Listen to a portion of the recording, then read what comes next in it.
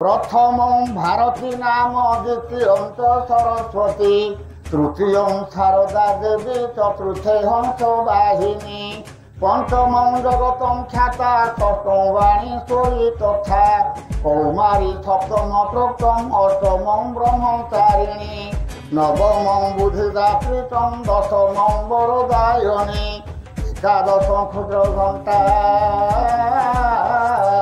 द्वादश भुवनेश्वरी जय उमा नारायणी जगत कल्याणी अभयदायिनी मालो खल विध्वंसिनी मोरे करिबो करुणा चरण तले मागो एते के मागुणी लोकनाथ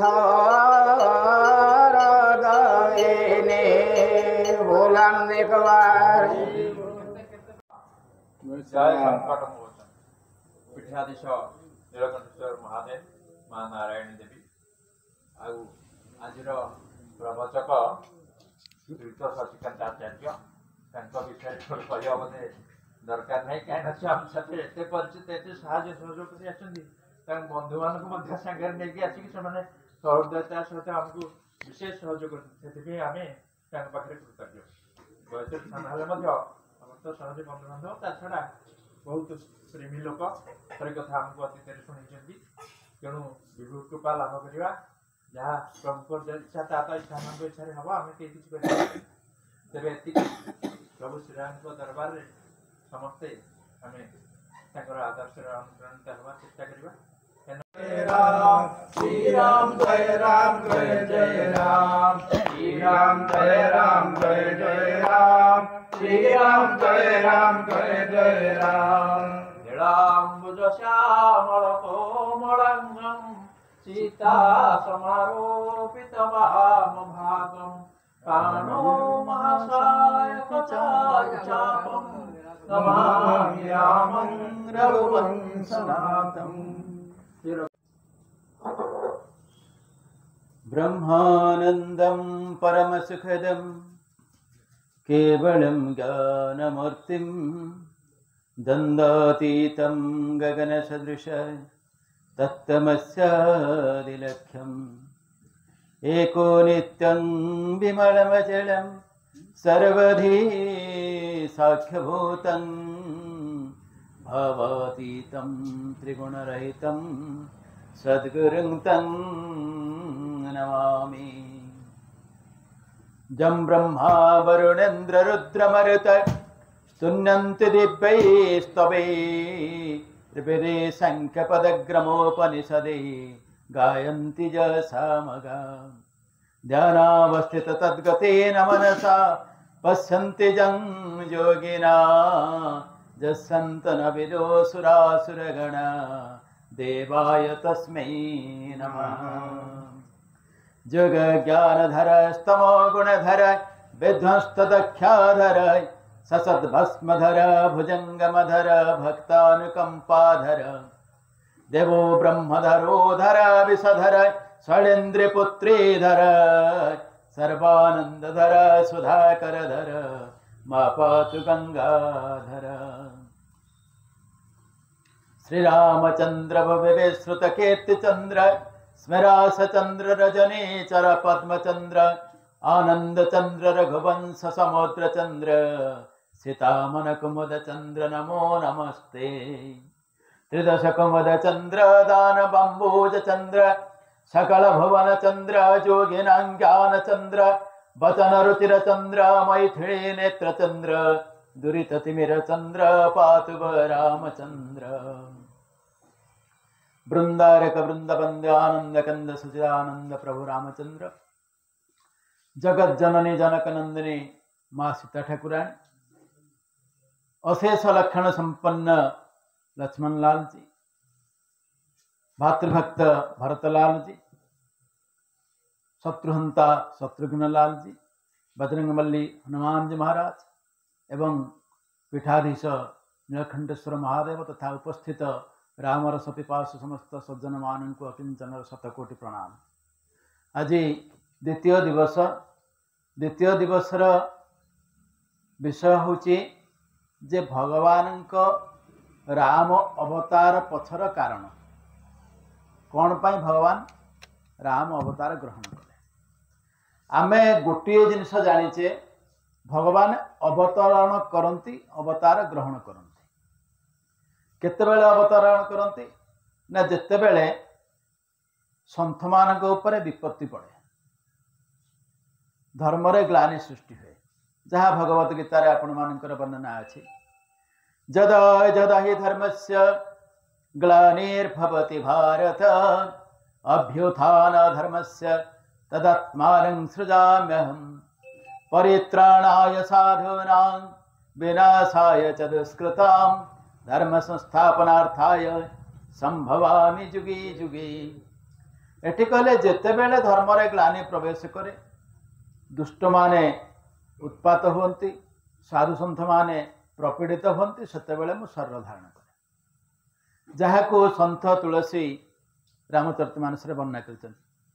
जब जब होए धर्म के हानि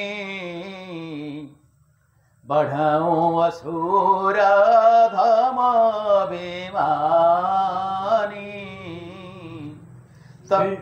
श्री राम जय राम जय जय राम, श्री राम जय राम जय जय राम। तब तब धरे प्रभु विविध शरीरा हरऊ कृपा निधे सजन पीरा। श्री राम जय राम जय जय राम, श्री राम जय राम जय जय राम। तेणु आज से भगवान रामचंद्र दरबार रे तांकर विषय कहया पूर्व प्रवचन नियम अनुसार मो पूर्वर भाई माने प्रार्थना करथिले आमे भी टिके भगवान को चरण रे आश्रय नेबा, तापर प्रवचन विषय वस्तु भितर प्रवेश करबा। मो सहित समस्ते सहयोग करिया पे अनुरोध। सुग्रीव मित्रं परम पवित्रं सीता कलत्रं नवमेघ गात्रं कारुण्य पात्रं शतपत्र नेत्रं श्रीरामचन्द्रं सततं नमामि। श्रीरामचन्द्रं सततं नमामि, श्रीरामचन्द्रं सततं नमामि। संसार सारं निगम प्रचारं धर्मावतारं कृतभूमि भारं सदा विकारं सुख सिंधु सारं श्रीरामचन्द्रं सततं नमामि। श्रीरामचन्द्रं सततं नमामि, श्रीरामचन्द्रं सततं नमामि। लक्ष्मी विलासं जगता निवासं लंका विनाशं भुवन प्रकाशं भूदेव वासं शरदेन्दुहासं श्रीरामचन्द्रं सततं नमामि। श्रीरामचन्द्रं सततं नमामि, श्रीरामचन्द्रं सततं नमामि। मन्दारमालं वचनेरसालं गुणैर्विशालं हतसप्ततालं क्रव्यादकालं सुरलोकपालं श्रीरामचन्द्रं सततं नमामि। श्रीराम जय जय राम, श्रीराम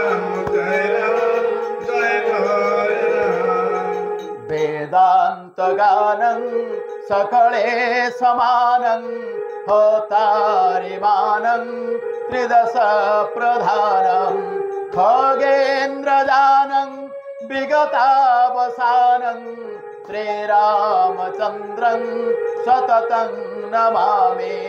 श्रीराम जय राम जय जय राम श्रीराम जय राम जय जय राम। नामाभिरामं नयनाभिरामं गुणाभिरामं वचनाभिरामं विश्वप्रणामं कृतभक्तकामं श्रीरामचन्द्रं सततं नमामि। श्रीराम जय राम जय जय राम श्रीराम जय राम जय जय राम। लीला शरीरं रणरङ्गधीरं विश्वेकसारं रघुवंशहारं गम्भीरनादं जितसर्ववादं श्रीरामचन्द्रं सततं नमामि। श्रीराम जय राम जय जय राम श्रीराम जय राम जय जय राम। खळे कृतान्तं स्वजने विनीतं सामेन गीतं मनसा प्रतीतं रागेण गीतं वचनादतीतं श्रीरामचन्द्रं सततं नमामि। श्रीराम जय राम जय जय राम श्रीराम जय राम जय जय राम। आपणकर गला कालीर जो विषयवस्तु थिला राम नाम महात्म्य एवं शिव पार्वती विवाह मोर पूर्ववर्ती वक्ता निष्ठार आपण मानकु कहिथिबे भगवान शंकर को माँ पार्वती जिते बेले सती शरीर ध्वंस है जोगाग्नि शरीर को ध्वंस कले तापर पार्वती भाव में जन्म हेले पुणी भगवान शंकर को पति रूप में पाइले गोटे सुंदर समय जानी जितेबाला भगवान शंकर प्रफुल्लित थिले से समय माँ भवानी भगवान शंकर को किछि प्रश्न कैलाश पर्वत पर पचारि। कैलाश पर्वतर गोटे सुंदर जगह गोटे बरगछ अच्छी जो बरगछ सब बेले तार पत्र केबे पड़े ना कि से पत्र केबे पाचे ना ये गोटे बरगछ से बरगछ मूल भगवान शंकर बसचंती माँ भवानी पचारुचंती परम रम्य गिरिवर कैलासो सदा जहाँ शिव ओमानिवासो। श्रीराम जय राम जय जय राम श्रीराम जय राम जय जय राम। से परम रमणीय कैलाश शिखर रे जोठी भगवान शिव और माँ पार्वती रही से जगार से जो पाखे गोटे बरगछ अच्छी जो कथा कही से गछटी के तेहि गिरी बरबट बिटप विशाला नित नूतन सुंदर सब काला। श्रीराम जय राम जय जय राम श्रीराम जय राम जय जय राम। ये संसार रे जेते शास्त्र सृष्टि होती ये सबु शास्त्रर प्रवक्ता होते भगवान शंकर। जेते शास्त्र है आज आमरे माँ भवानी पचारुचंती साधारण लोक केमिति उद्धार पाइब तार माँ भगवान प्रश्न माँ भवानी पचारे प्रभु मु आपण को आर्तस्वर रे पचारुछि माने बड़ विनय होकर माँ पचारुचंती से तो स्वामी के एमती आराम भी पचारि पारथांते किंतु पूर्वजन्मर जो सामान्य अपराध तांको एते बड़ दंड देला से आज अति आर्ततार सहित पचारुचंती प्रभु मु जो पचारुछि मत तार उत्तर दियंतु मते बुझातु आमे पूर्वर पढ़े भगवान रामचंद्र अवतार ग्रहण करेंगे आलोचना भी करुचे किंतु कहीं भगवान तो सब निर्गुण ब्रह्म तांकर किछि भी नाही आम पूर्वर भी से विषय आलोचना आगु केथर ये मंचर भी करें आपणकर जो गोलोक वृंदावन जो भगवान सब रहती वैकुंठ बोली आम जहाँ कहू गोलोक वैकुंठ से तो किछि नाही से जगह किछि ही नाही आम पूर्वर आलोचना अनेक थर करें से जगह विषय जोठिकी किछि भी नाही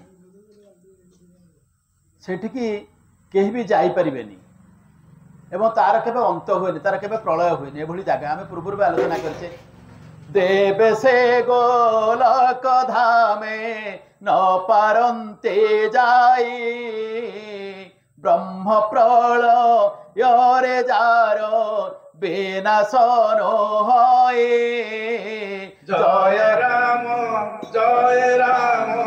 राम राम जय जय राम राम जय आपणकर ब्रह्म प्रलय मध्य जो जगार किसी क्षति हुए जोटि कि देवता मान भी जापरती से वैकुंठ वैकुंठ शब्दर परिभाषा है विगत कुंठा जस्य जत्र तत् वैकुंठ जोटि कुंठा ही ना क्या मनरे कौन से अन्य प्रकार भावना नहीं केवल आनंद से जगटा हूँ वृंदावन माने गोलोक वैकुंठ आ भगवान से रहती जे सारा अनंत कोटि विश्वब्रह्मांड भितर से जड़े लोक जहाँ पाखे किसी कुंठा नहीं आमे सब बेले भावुचे धरा जाऊ मत जड़े लोक सम्मान दौची मुझे भल पाइबी जड़े मत गाली करुच्ची भल पाइबिनी किंतु भगवान एमती जड़े लोक से गाली करवा लोक को जहाँ भी दियंती भल पाइबा लोकटा भी सेया दियंती जे भल पाउची तांको प्रणाम करुच्ची जहाँ देवे जे शोधीची ताकू भी सेया देवे कहीं से तो समस्त ना तांकर तो तांको छाड़ी तो कहीं ना ये सारा संसार तांकर तेणु तांको लोक किए तांको लोक नुह किए तेणु समस्त तांकर भगवान भागवत से कथा कहते जेणु मो बेकुंठ कुमार तेणु वैकुंठ नाम मोर गोविंद गोविंद गोविंद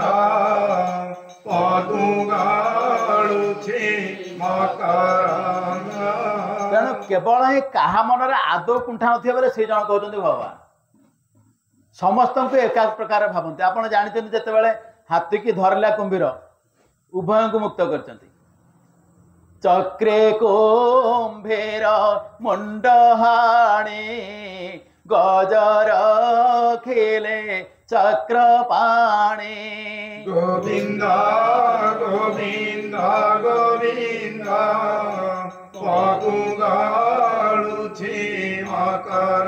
जिते भी जहाँ जो समय जहाँ उभय को एका प्रकार जिनस हाथी की रखिले कुंभीर को मुक्ति देले ताले क्षति कौन कले जमी बाली सुग्रीव सांगे है सुग्रीव को रक्षा करे बाली की मारदे बाली कौन है से तो मुक्त हो गला एवं मुक्त है समय जदि भगवान तार क्षति करें सी मुक्त जिते बाली मरुची से पुओटा को भगवान के हाथ में धरई कहूँ ये आपन को लगे कौटी आज्ञा गोटे लोक जी जहाँ को मारी तार हाथ पुओ को समर्पण कर तेणु भगवान से विकुंठ कुमार बोली जो कहे भितर कुंठा ही ना समस्ते से तेणु क्या निजर क्या पर बोली भावे से जिनस ना तेणु से जगह भगवान रोचे कौटी ना जो देवता मैंने प्रवेश करें से जगह को जापरें आउ पुणी से जगह कौन अच्छी नाही ताही रोग शोक मोह माया किछि ब्रह्मरे जीव परम जेउठी मिशिछि जय राम जय राम जय जय राम जय राम जय राम जय जय राम जोठी जीव आ परम ब्रह्म मिसी जाइछन्ति ताहा गोलोक वृंदावन पुणी सेठी आहुरी कौन अच्छी ना किछि भी नाही नाही तहि जल स्थल अथवा आकाश सर्वदा चालिछि सेठी कौतुक रास जय राम जय राम जय जय राम जय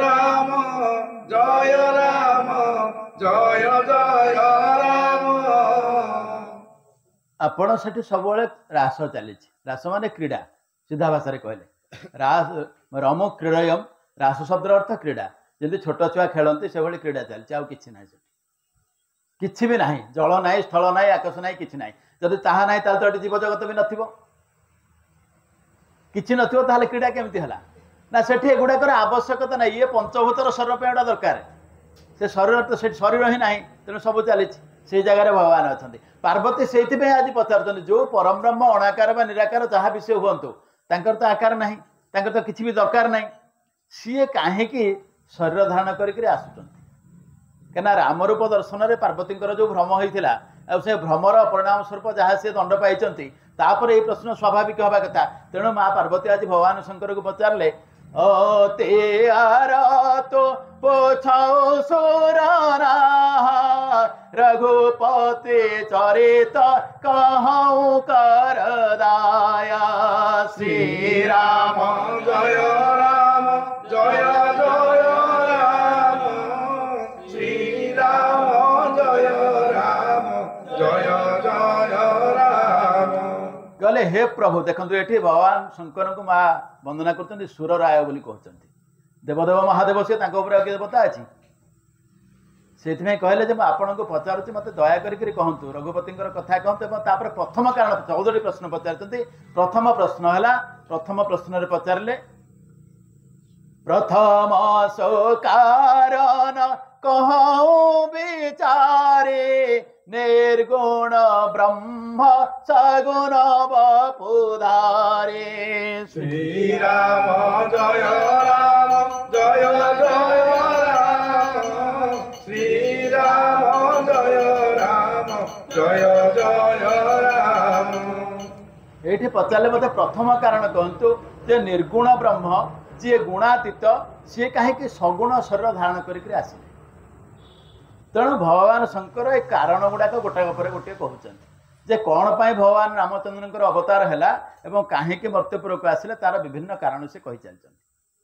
ଏଇ ଯେଉଁ କାରଣ କହିଲେ, ପ୍ରଥମ କାରଣ ଆସିଲା ଆପଣଙ୍କର ଜୟ ବିଜୟଙ୍କର ରାବଣ କୁମ୍ଭକର୍ଣ୍ଣ ହେବା। ଭଗବାନ ଆସିଛନ୍ତି ରାମ ଅବତାରରେ ରାବଣକୁ ମାରିବା ପାଇଁ। ଏଗଲା ସ୍ୱାଭାବିକ ଭାବରେ ଗୋଟିଏ ଜିନିଷ। କିନ୍ତୁ ରାବଣ ଯେ ଜଣେ ହେଇଥିଲା ତା ନୁହଁ, ଅନେକ କଳ୍ପରେ ଅଲଗା ଲୋକ ରାବଣ ହେଇଛନ୍ତି। ଯେମିତି ଆମେ ବିଭିନ୍ନ ରାମାୟଣରେ ପଢ଼ୁ, କେଉଁ ରାମାୟଣରେ କେଉଁ ଭଳି ଲେଖା ହେଇଛି, କଥା ହେଉଛି ଗୋଟିଏ ଥର ରାମାୟଣ ହେଇନି କି ଗୋଟିଏ ଥର ରାମ ଆସିନାହାନ୍ତି। ଏମିତି ଅନନ୍ତ ଯୁଗ ପଳେଇଲାଣି, ରାମଚନ୍ଦ୍ରଙ୍କର ଏମିତି କେତେ ଥର ଅବତାର ହେଲାଣି। କେଉଁ ଅବତାରରେ କ'ଣ କରିଛନ୍ତି ସେଇଟା ଅଲଗା କଥା। ଆମର ସେତିକି ଜ୍ଞାନ ନାହିଁ କି ଆମେ ଜାଣିପାରିବାନି, କାହିଁକିନା ସେତିକି ଇଏ ଗ୍ରହଣ କଲା ଭଳିଆ ବୁଦ୍ଧି ହିଁ ଆମର ନାହିଁ, ଏତକ ପାଏ ନାହିଁ। ଭଗବାନ ତ ସେଥିପାଇଁ ଅର୍ଜୁନକୁ ଗୀତାରେ କହିଥିଲେ, ଆରେ ଅର୍ଜୁନ ତୁ ବୁଦ୍ଧି ଖଟାନା, ଯାହା କହୁଛି ହଁ କରିକି ଶୁଣୁ, ତାପରେ ଜାଣିକି ଜାଣିବୁ। ଆଉ ଯଦି ବୁଦ୍ଧି ଖଟେଇବୁ, କିଛି ତ ବ୍ରେନ୍ରେ ସେତିକି ମସଲା ନାହିଁ ଯେ ଆକୁ ଗ୍ରହଣ କରିପାରିବୁ। ଆମ ବ୍ରେନ୍ରେ ସେତିକି ପାୱାର ନାହିଁ। ଭଗବାନ ଯେତିକି ଯାହା କରନ୍ତି ତାକୁ ବୁଝିବା ଭଳି ଶକ୍ତି ଆମର ନାହିଁ। ତେଣୁ ଯାହା ହେଇଛି ତାକୁ ମାନି ନେବା ହିଁ ସବୁଠୁ ଭଲ। ସେଇଭଳି ଭାବରେ এই জয় বিজয় প্রসঙ্গ প্রথমে আসছে।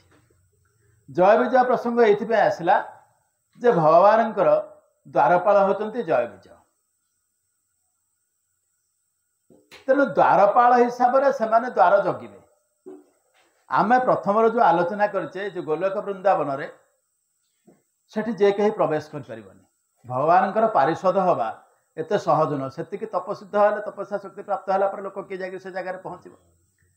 ସେଠିକି ଥରେ ଦର୍ଶନ କରିବା ପାଇଁ ଚାଲିଲେ କିଏ ସେ ନା 4 ସନ, ସନକ, ସନନ୍ତ, ସନାତନ, ସନତ କୁମାର। ଇଏ 4 ଜଣଙ୍କ ବ୍ରହ୍ମାଙ୍କର ପ୍ରଥମ ମାନସ ପୁତ୍ର। ଆପଣଙ୍କୁ ଆଉ ଗୋଟିଏ କଥା କହି ରଖେ, ଇଏ 4 ଜଣ ସୃଷ୍ଟି କରିସାରିଲା ପରେ ବ୍ରହ୍ମା ସୃଷ୍ଟି କରିଥିଲେ ଭଗବାନ ଶଙ୍କରଙ୍କୁ। ତାପରେ ପଞ୍ଚମ ସୃଷ୍ଟି ସେ, ଆଗ ଏଇ 4 ଜଣ। ଏମାନେ ପୁରା ତ ସବୁବେଳେ ନିଷ୍ପୃହ ହେଇକି ରହିଲେ, ସବୁବେଳେ 4 ବର୍ଷର ଛୁଆ ଲଙ୍ଗଳା ହେଇକିରି ବୁଲିଲେ, କିଛି ଅସୁବିଧା ନାହିଁ। ଆପଣଙ୍କର 4ଟା ଛୁଆ ଲଙ୍ଗଳା ହେଇକିରି ବୁଲୁଥିବେ, ତାଙ୍କୁ ସମସ୍ତେ ଯେ ଚିହ୍ନି ପାରିବେ ଏଡ଼େ ଏଡ଼େ ସନ୍ଥ, ଏ ଗ୍ୟାରେଣ୍ଟି କିଏ ଦେବ? ତେଣୁ ଜୟ ବିଜୟଙ୍କ ପାଖରେ ଯେତେବେଳେ କହିଲେ ଆରେ ଭଗବାନଙ୍କୁ ଦର୍ଶନ କରିବାକୁ ଆସିଛୁ, ସିଏ ମନା କଲେ। କହିଲେ କୁଆଡ଼େ ଲଙ୍ଗଳା ହେଇକିରି ପିଲା ଗୁଡ଼ା ବୁଲୁଥିଲେ, ପଳେଇ ଆସିଲେ କ'ଣ ନା ଭଗବାନଙ୍କୁ ଦର୍ଶନ କରିବୁ।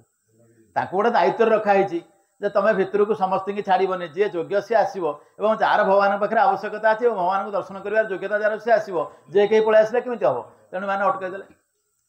ଯେତେବେଳେ ଅଟକାଇ ଦେଲେ ସେତେବେଳେ ସେ 2 ଜଣ ଯାକ, ଏ 2 ଜଣ ଯାକ ଉପରେ 4 ଜଣ ଯାକ କ୍ଷୁବ୍ଧ ହେଲେ ଏବଂ ସେମାନେ କହିଲେ ଏଇ ଯେଉଁ ବୁଦ୍ଧି ତମ ଭିତରେ ଅଛି, यही जगह को जी आसो प्रथम से आलोचना कले ये वैकुंठ ये कहे जो कुंठा ना जो कुंठा न रहा जगह तुम दुटा कह कुंठा थी लोक कहीं रही तुम मन में धारणा कहीं सृष्टि है जे आम लंगड़ा होकर बुलुचु आम भगवान को देखिपारूनी भगवान विश्राम होती ये जिन तुम कह कथा नुहे कहीं ये किसी ही कुंठा ना जो जगार किसी ही कुंठा ना से जगार अटकल तुम मन भितर कुंठा प्रवेश कला तेणु ये जार कुंठा जहाँ मन भितर प्रवेश कर से जगह से रहीपर ना यहाँ हूँ मूल कथा तेणु तुम दुईटा आगे ये रहीपर पुणी जाकर पाठ पढ़ो आउ थे क्वालिफाई कर आसो ना अभिशाप से अभिशाप सब दिहनी कहार अमंगल करने जो भी अभिशाप देते मुनि ऋषि मैंने जहाँ को दिखाई तार यथेष उपकार होती पुणी से आलोचना भितर को जा तेणु जो जय विजय कहले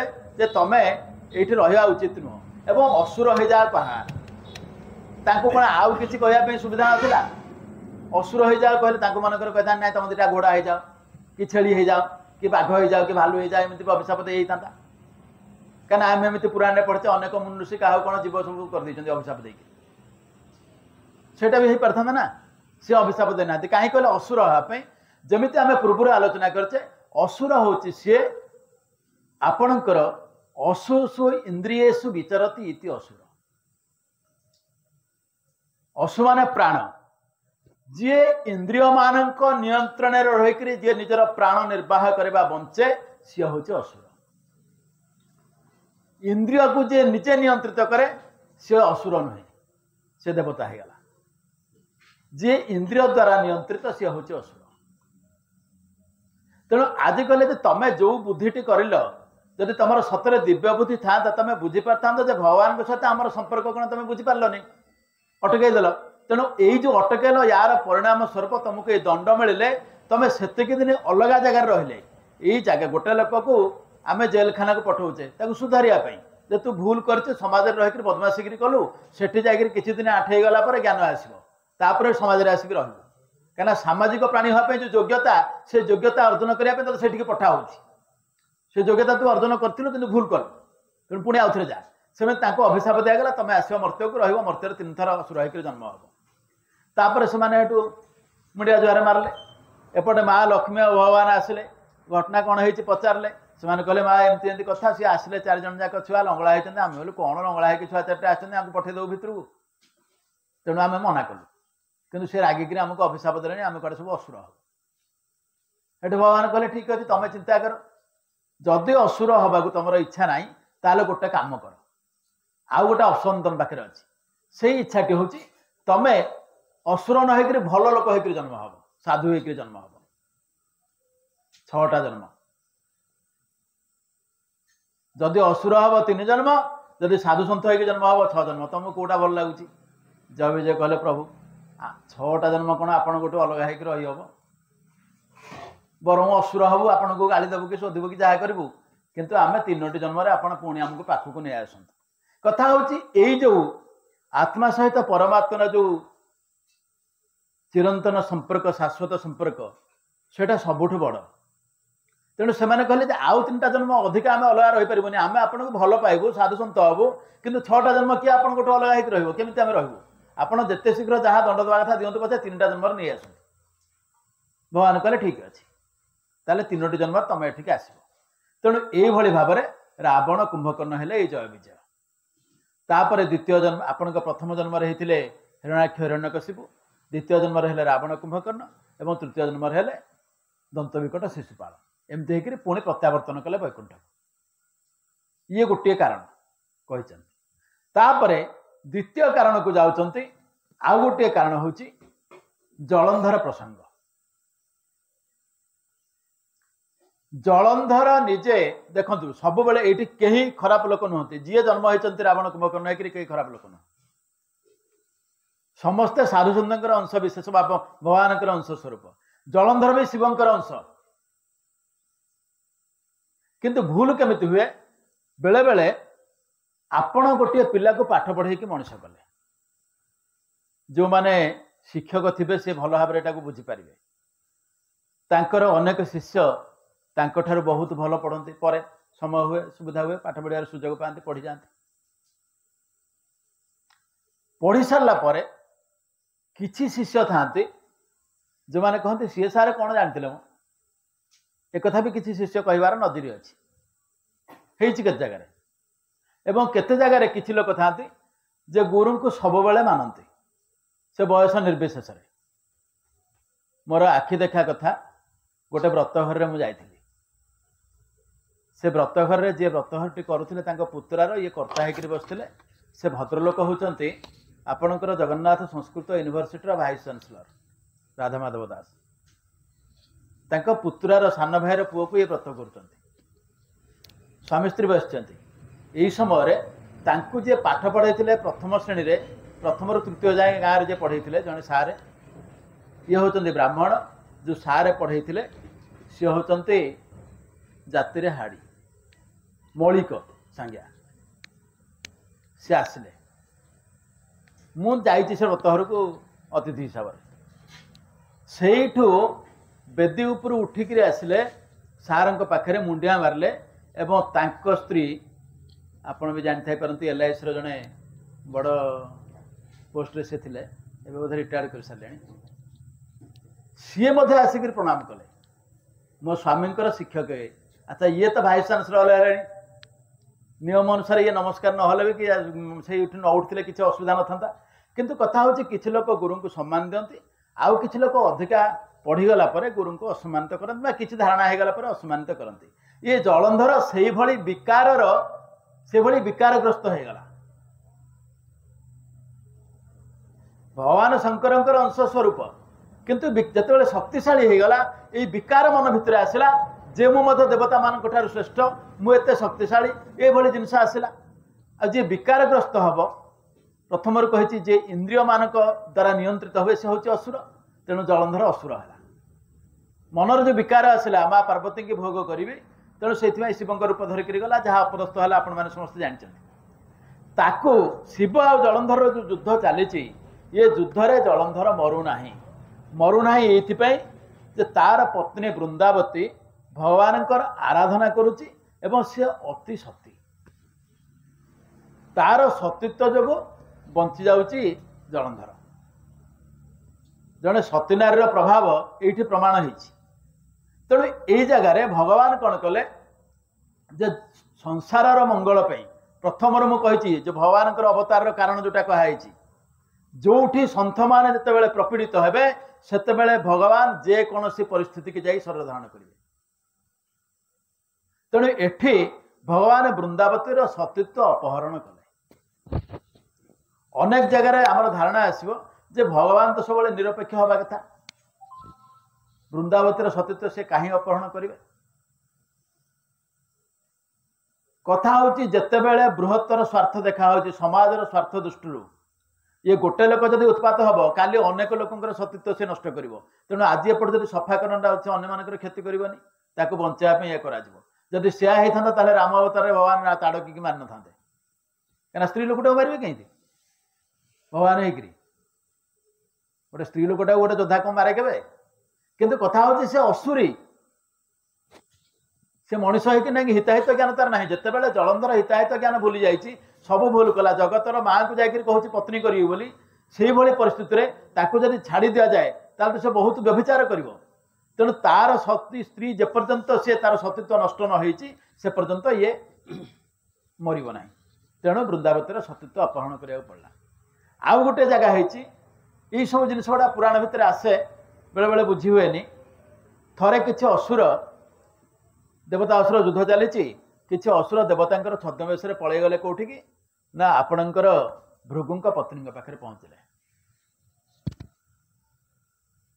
तांकु जाकरी कहले माँ आमको टे आश्रय दियो भृगु पत्नी हाँ करदे जिते बड़े हाँ करदे भृगु पत्नी एमाने जाइछन्ति देवता वेश से आश्रय देले ये खबर पहुँची गला देवता मान पाखे जे केतुटा असुर जाकरी पहुँची जाइछन्ति भृगु पत्नी पाखे से आश्रय देइछन्ति भगवान के पाखे जो खबर पहुँचला भगवान कहले अरे तो ठीक कथा नुहे सी आसिले बुझेले भृगु पत्नी की कहले देख यहाँ ठीक जिनस होनी तुम भूल लोक गुड़ा को आश्रय देच चोर को आश्रय देले भी जेल को जावाक पड़ो जो भगवान बुझेले से कहले ना ना मुझे आश्रय थोड़े दे सारे छाड़ी पारिनी ना तुम न छाड़े से भल लोक हो कि बदमाशी काले काले बदमाशी ତାଙ୍କୁ ସଫା କରିବାକୁ ପଡ଼ିବ, ତମେ ଛାଡ଼। ସେ କହିଲେ ନାଇଁ ଛାଡ଼ିବିନି। ନା ଦେଖ ତମକୁ ମୁଁ ବାରମ୍ବାର ବୁଝଉଛି, ଯଦି ତମେ ନ ଛାଡ଼ିବ ମୋର ଦାୟିତ୍ୱ ହେଲା ସନ୍ଥମାନଙ୍କୁ ପାଳନ କରିବା।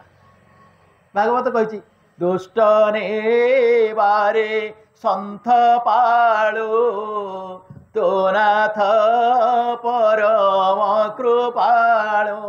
ଏଇ କଥା କହିଦେଇଛନ୍ତି ଯେ ଆପଣ ଦୁଷ୍ଟକୁ ନିବାରଣ କରିବେ।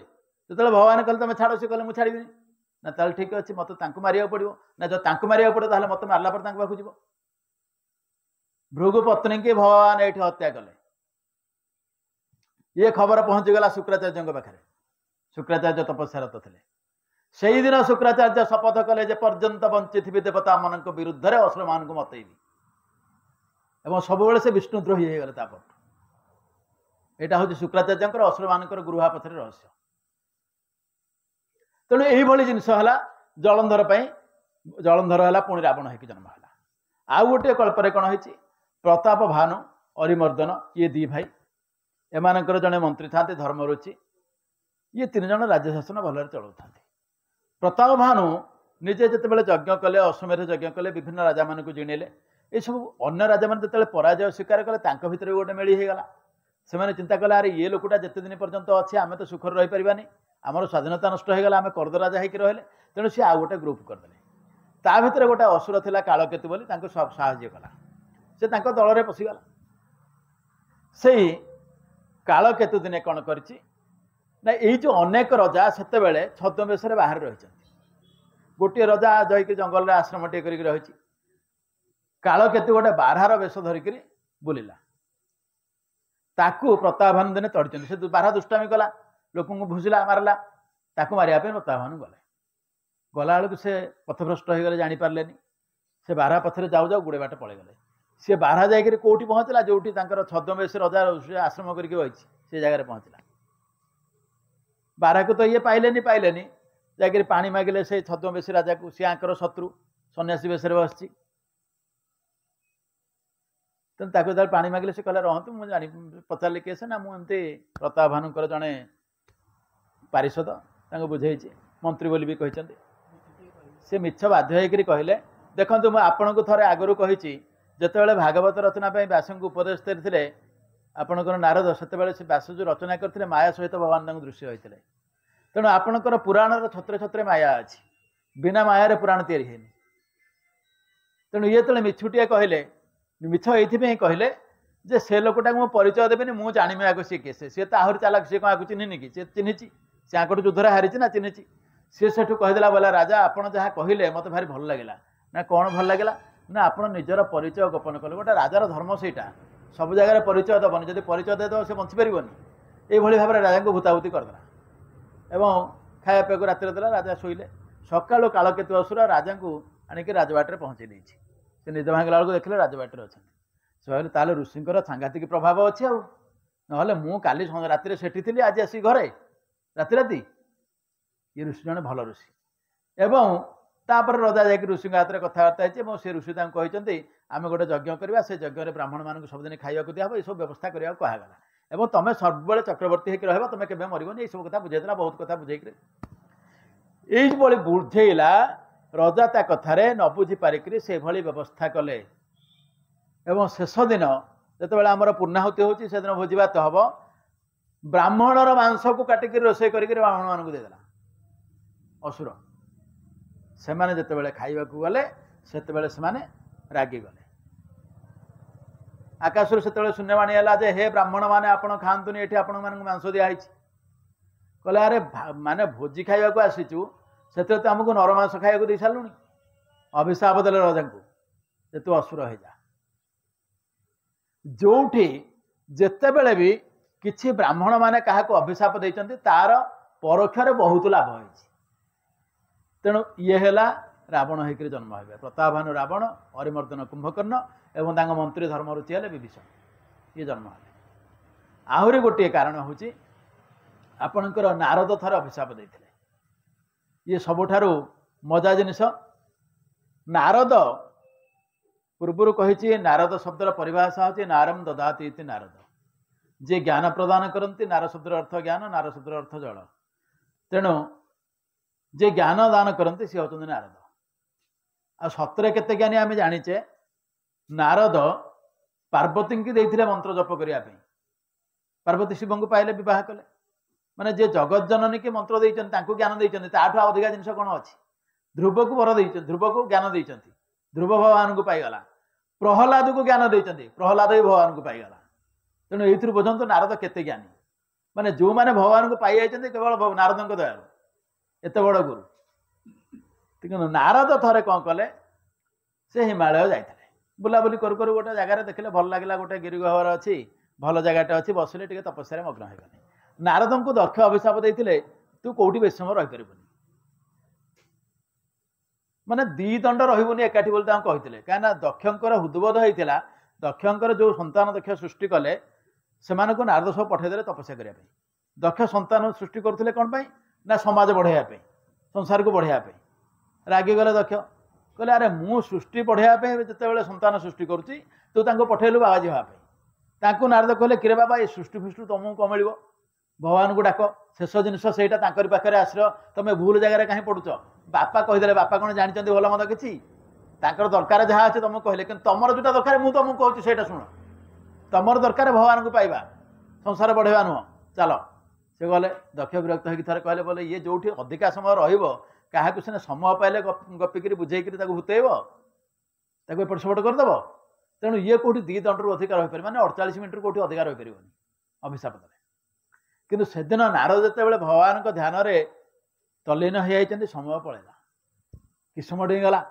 इंद्र देखले नारद तपस्या व्यस्त तपस्या सरुनी से हेल्ले नारदटा काले मो इंद्रपद लगिगला कि सेठी तपस्या कर भगवान कह प्रभु जो भगवान आसिक दर्शन देवे कह मत इंद्र कर दियो मु तो गली क्या ये जो सिंहासन मोह एत भयंकर आम समस्ते मुणा अधिक अनुभव करचे तेणु इंद्र डरिक अप्सरा और कंदर्प को पठेले बोले बाबू तुम मैंने जाओ सेठ जाकि नारदर तपस्या विघ्न कर से गले कंदर्प तार शरम आईला एमाने अप्सरी मैंने जहाँ नृत्य गीत कले नारद तो भगवान को ये तल्लीन हो जाती ये शरमरा कि से गीत ना शुभुची ना देखा जाऊँ कौन फरक पड़ो एमाने जिते हालिया हो गले जे जहाँ विद्याबुद्धि खटे सारिक जो संपूर्ण हालिया हो गले से नारद उठिले चाहिए देखिले कंदर्पटा ठिया मैंने डरिक ठिया डरी जे नारद अभिशाप देवे कहीं आम तपस्या विघ्न करने को आसलु तपस्या तो विघ्न है कि आम सक्सेस हेलुनि तेणु या पर जहाँ परिणति हम से परिणति की एड़ेवाई नारद को प्रणाम कले नारद कहले कि कुआड़े आसथिल कि ना इंद्र पठे ना इंद्र को कहीदेव ये छोटकाटिया जिनस मुझे तपस्या करी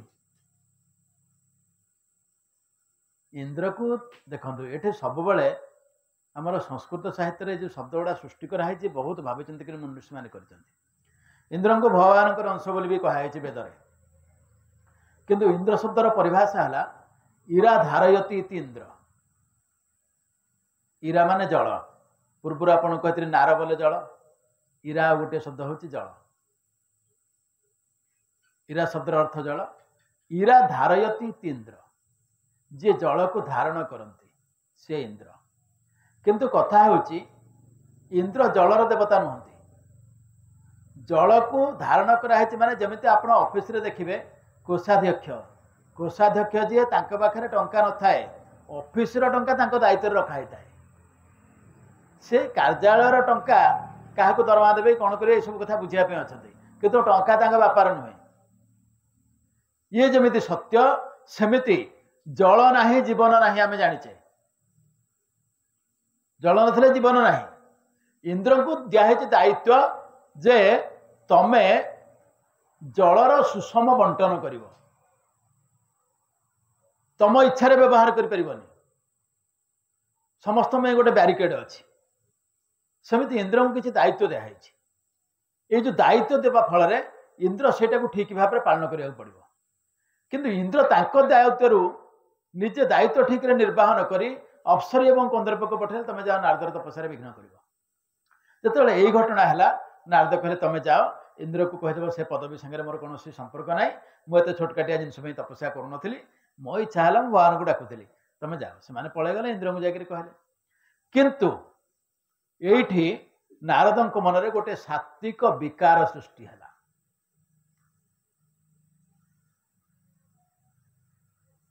आमे ये टिकिया पूर्व जो भगवान रामचंद्र वंदनाटी पढ़ुते से लिखाही सदा विकारं सुख सिंधु सारम सदा अविकारम जोड़े शब्द आसे विकार होची जे गोटे जिनस आउ गोटे जिनस सृष्टि हम एवं ये सृष्टि होता जिनस पूर्व जिनस को जहाँ फेरी हुए ताहा विकार। क्षीर रु आप दही तैयारी करें क्षीर विकार है दही किंतु दही रु क्षीर करहब ना। जितेबले मनीष मनरे किसी विकार आसे मनीष से किसी भूल करे पूर्वावस्था को फेरिया भारी कष्ट हुए। जितेबले विकारग्रस्त हुए लोक अपराध करे। जो माने विकार बाहर को जाइछन्ति सेमाने होछन्ति निर्विकार किंतु भगवान निर्विकार नहते तार बाहर को अविकार जोठी कि विकार आसी पारिबो नाही। निर्विकार जे विकार ऊपर नियंत्रण रखिछि से हला निर्विकार किंतु जहाँ पाखे विकार नाही से हला अविकार। भगवान होचंती अविकार सदा अविकार सुख सिंधु सार। तेणु एठे नारदଙ୍କ मनरे जो सात्विक विकार आम भितर तामसिक विकार सृष्टि हुए राजसिक विकार सृष्टि हुए सात्विक विकार भी सृष्टि हुए। अनेक मनुष्य मानक मनरे सात्विक विकार सृष्टि होइछि। सेमाने जेमिति विश्वामित्रଙ୍କ मनरे अनेक थर सात्विक विकार सृष्टि हला मु ब्रह्मर्षि हेबी खराब जिनस नुहे। ब्रह्मर्षि हबार जो आकांक्षा एटा गोटे कौन भूल जिनस किंतु हा एक सात्विक विकार जेपर्यंत ब्रह्मर्षि होना से सात्विक विकार शिकार होइछन्ति एवं ब्रह्मर्षि होला पर सेटा मुंडरू उड़ीगला। जितेबाला से विकार बाहर को गले से वशिष्ठ स्वीकार गले ब्रह्मर्षि बोली कहीं जितेबाला से चिंता कले जदि मु बुली पड़े वशिष्ठ मरीजे एत बड़ ब्रह्मर्षि की आर्यावर्त हरइब कि सारा संसार हरइब।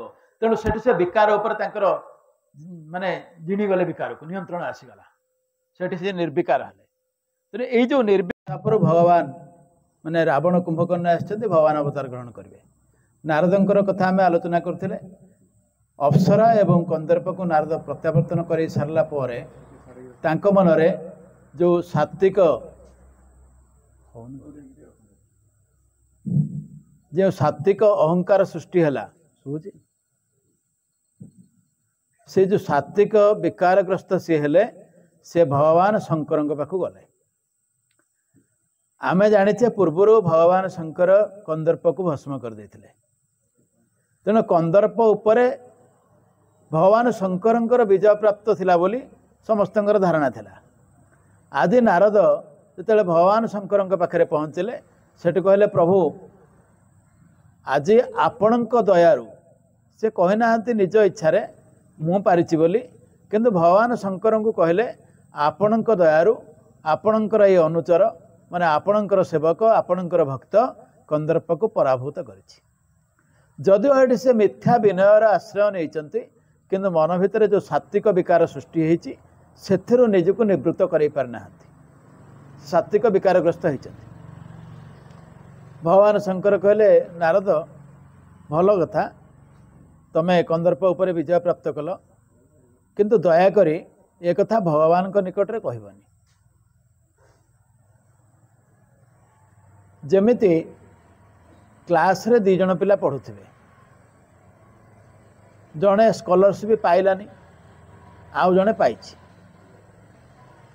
किंतु किछि दिन पर आउ गोटे थर परीक्षा जितेबाला ये द्वितीय पिलाटी प्रथम पिला पाखापाखि नंबर रखा से कहला भाई गला थर सीना स्कॉलरशिप पाइनी एथर पाइछि तामाने ये जो धारणा सृष्टि हुए कौन सी सुजोग अवस्था से तो ठीक नंबर रखिदे पारिछि किंतु तार योग्यता सेतिक नाही सेठी ताकू अलगा करा जाए ना ये ठीक नुह तो बापा मन देकर पढ़े ताको एभली उपदेश शिक्षक दियंती। सेठी शंकर भगवान जिते कहले नारद को तमें भगवान के आगे कहबनी किंतु सात्विक विकारग्रस्त नारद भगवान के निकट में पहुँचले।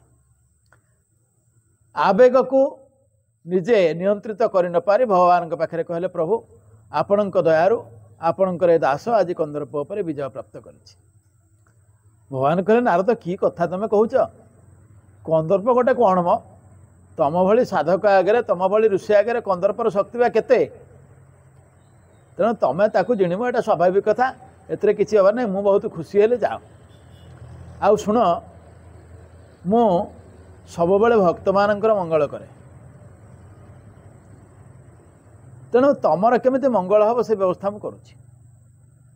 ନାରଦ ଖୁସି ହେଲେ, ଯାହା ହଉ ପ୍ରଭୁ ମୋ କଥାକୁ ଗ୍ରହଣ କଲେ ଏବଂ ମୋର ମଙ୍ଗଳ କେମିତି ହେବ ସେ ବ୍ୟବସ୍ଥା ବି କରୁଛନ୍ତି।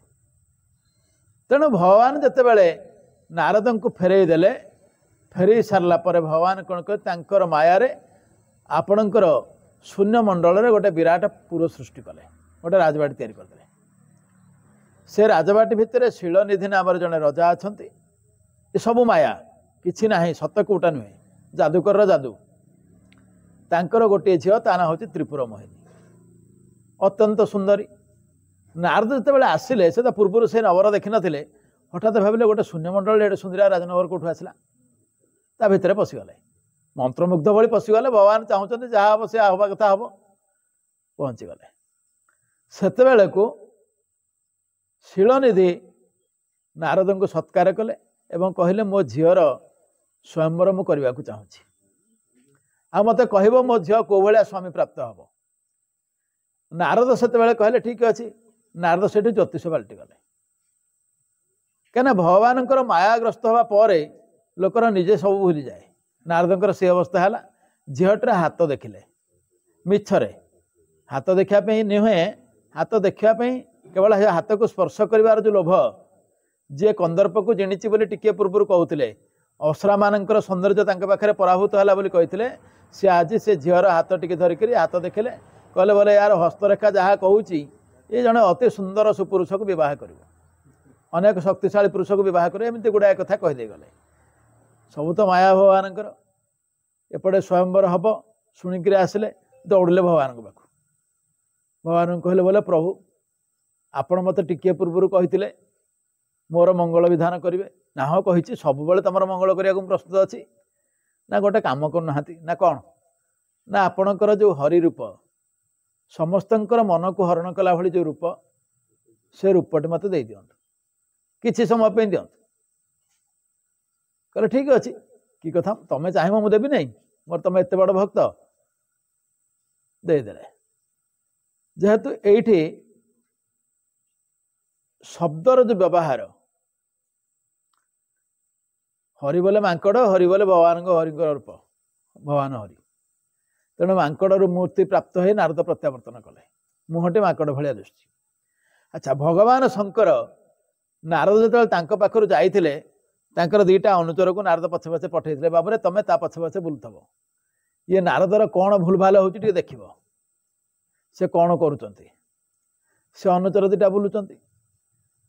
ନାରଦ ଚାଲିଲେ, ଭଗବାନ ବିଷ୍ଣୁଙ୍କର ସ୍ୱରୂପ ଗ୍ରହଣ କରି, ଭଗବାନଙ୍କ ଭଳି ଶରୀର ଚେହେରା ହେଇଛି, ମୁହଁଟି ମାଙ୍କଡ଼ ଭଳି ହେଇଛି, ନାରଦ ଜାଣିପାରିବେନି, ଆଉ କିଏ ଜାଣୁ କି ନ ଜାଣୁ ସେ ଝିଅଟିକି ଦିଶିବ, ଅନ୍ୟମାନଙ୍କୁ ଦିଶିବନି। ଆଉ ଭଗବାନ ଶଙ୍କର ଯେଉଁ ଅନୁଚର ଯୋଡ଼ିକୁ ପଠାଇଛନ୍ତି ତାଙ୍କୁ ବି ଦିଶିବ। ନାରଦ ଯାଇକି ରାଜସଭାରେ ପହଞ୍ଚିଲେ, ସେ ଝିଅଟି ବର୍ଣ୍ଣମାଳା ଧରିକି ଆସିଲା। ଯେତେବେଳେ ବର୍ଣ୍ଣମାଳା ଧରିକି ଆସିଲା, ସେ ନାରଦଙ୍କୁ ଡେଇଁକିରି ପଳେଇଲା। ଯେମିତି ଡେଇଁକିରି ପଳେଇଲା, ନାରଦ ତାପରେ କ'ଣ କଲେ, ଯାହା ଖାସ ଖୁସି ଜାଣିଥିଲେ ସବୁ କଲେ, କାଳେ ଝିଅଟା ଟିକେ ମୋ ଆଡ଼େ ପଛକୁ ଚାହିଁବ ଆସିବ, ସିଏ ଝିଅ ଆଉ କାହିଁ ଯିବ। ସେ ନାରଦଙ୍କ ପାଖକୁ ସେ ଝିଅ ଆସିଲା ନାହିଁ।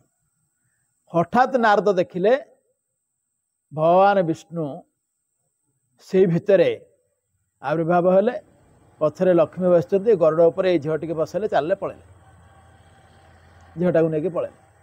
ନାରଦଙ୍କ ମନରେ କ୍ରୋଧ ଆସିଲା, ଦୌଡ଼ିଲେ ପଛେ ପଛେ, ବାଟରେ ଭଗବାନଙ୍କୁ ଭେଟିଲେ। ଭଗବାନଙ୍କୁ ଭେଟିକିରି କହିଲେ ବୋଲେ ତମ ଉପରେ କେହି ନାହାନ୍ତି, ତମେ ସର୍ବଶକ୍ତିଶାଳୀ ବୋଲି ମୋତେ ଆଜି ଭଣ୍ଡେଇ ଦେଲ, ମୁଁ ଅଭିଶାପ ଦେଉଛି।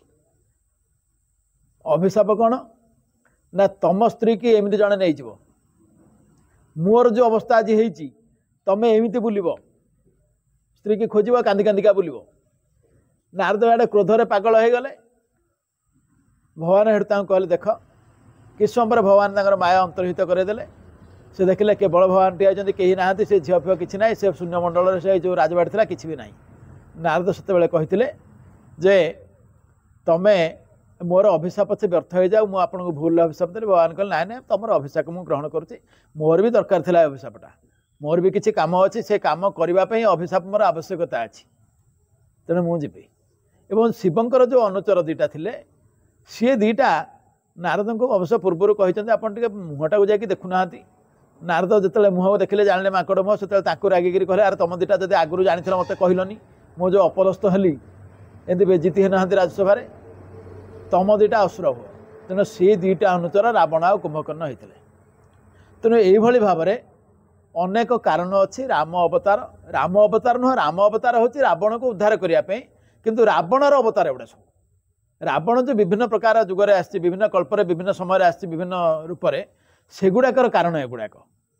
ଆମେ ରାମ ଅବତାରର କାରଣ ବୋଲି କହୁଛେ, କିନ୍ତୁ ରାମ ଅବତାରର ଗୋଟିଏ କାରଣ ରାବଣକୁ ଉଦ୍ଧାର କରିବା। ସେ ରାବଣ ହେଇକରି ଏକ୍ସ ଆସୁ, ୱାଇ ଆସୁ ବା ଜେଡ୍ ଆସୁ, ଯିଏ ଆସୁ। ତେଣୁ ଏଇଭଳି ଭାବରେ ରାବଣ ଅଲଗା ଅଲଗା ହେଇକରି ଆସିଛି, କିନ୍ତୁ ଭଗବାନ ରାମ ଅବତାର ଗ୍ରହଣ କରିଛନ୍ତି ତାକୁ ଉଦ୍ଧାର କରିବା ପାଇଁ, ତାଙ୍କ ଭକ୍ତକୁ ଉଦ୍ଧାର କରିବା ପାଇଁ। ଏହାପରେ ଆଉ ଗୋଟିଏ କଥା ଆସେ, ରାବଣ ଜନ୍ମ ହେବ, ରାମ ଜନ୍ମ ହେବେ, ସୀତା ଜନ୍ମ ହେବେ, ସବୁ ଜିନିଷ ଗୁଡ଼ା ହେଲେ ତ ଯାଇକରି ଘଟଣା ଘଟିବ ନା। ଏହାପରେ ଆଉ ଗୋଟିଏ କଥା ଅଛି, ଥରେ ବୈକୁଣ୍ଠରେ ନାରଦ ଆଉ ତୁମ୍ବୁରୁ ବୀଣା ବାଦନ କରୁଥିଲେ, ସଙ୍ଗୀତ ଗାନ କରୁଥିଲେ, ମା ମହାଲକ୍ଷ୍ମୀ ଶୁଣୁଥିଲେ। ମହାଲକ୍ଷ୍ମୀ କହିଲେ ନାରଦ, ତୁମ୍ବୁରୁଙ୍କର ବୀଣାବାଦନ ଆଉ କଣ୍ଠ ସଙ୍ଗୀତ ମାନେ ଗାଇବାର ଶୈଳୀ ତମଠାରୁ ଉତ୍କୃଷ୍ଟ। ନାରଦଙ୍କ ମନରେ ଦୁଃଖ ଆସିଲା। ଯେ ଥରେ ନାହିଁ ଦୁଇଥର ନାହିଁ, ବାରମ୍ବାର ଯେତେବେଳେ ମା ମହାଲକ୍ଷ୍ମୀ କହିଲେ, ନାରଦ ସେତେବେଳେ ରାଗିଗଲେ। କହିଲେ ମା, ଆପଣ ମୋତେ ସବୁବେଳେ ଏମିତି ଯେଉଁ ମାନେ କହୁଛନ୍ତି ମୁଁ କ'ଣ ଏତେ ଭଲ ଗାୟକ ନୁହେଁ, ମୁଁ କ'ଣ ବୀଣା ଭଲ ବଜାଏନି, ଏ ତୁବୁରୁଟାକୁ ଟେକାଟେକି କରୁଛନ୍ତି, ମୁଁ ଆପଣଙ୍କୁ ଅଭିଶାପ ଦେଉଛି, ଅଭିଶାପ ବଳରେ ଆପଣ ଅସୁର ଘରେ ଜନ୍ମ ହେବେ।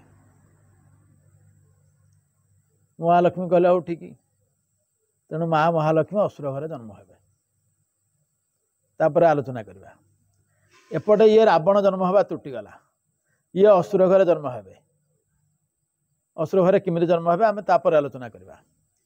ଯେତେବେଳେ ରାବଣ କୁମ୍ଭକର୍ଣ୍ଣ ଜନ୍ମ ହେବେ, କେମିତି ଜନ୍ମ ହେବେ? ତାଙ୍କର ତ ପୁଣି ବାପା ମା କିଏ ହେବାକୁ ପଡ଼ିବ ନା, ଶୂନ୍ୟରେ କ'ଣ ଜନ୍ମ ହେଇଯିବେ କି? ହେଇପାରିବେନି। ତାପରେ ଆମେ ଆଲୋଚନା କରିବା ଏମାନେ କେମିତି ଆସିବେ। ଯେତେବେଳେ ବ୍ରହ୍ମା ସୃଷ୍ଟି କଲେ, ବିଭିନ୍ନ ପ୍ରଜାତି ସୃଷ୍ଟି କଲେ, ଏ ବିଭିନ୍ନ ପ୍ରଜାତି ସୃଷ୍ଟି କରିବା ଭିତରେ ସେ ଗୋଟିଏ ଅସୁର ପ୍ରଜାତି ସୃଷ୍ଟି କଲେ।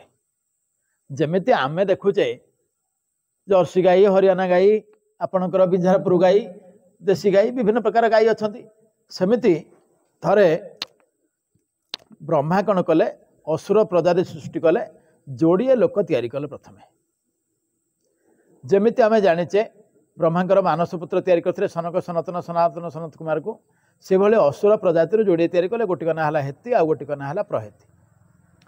ଏଇ ଯେଉଁ ହେତି ଆଉ ପ୍ରହେତି, ପ୍ରହେତି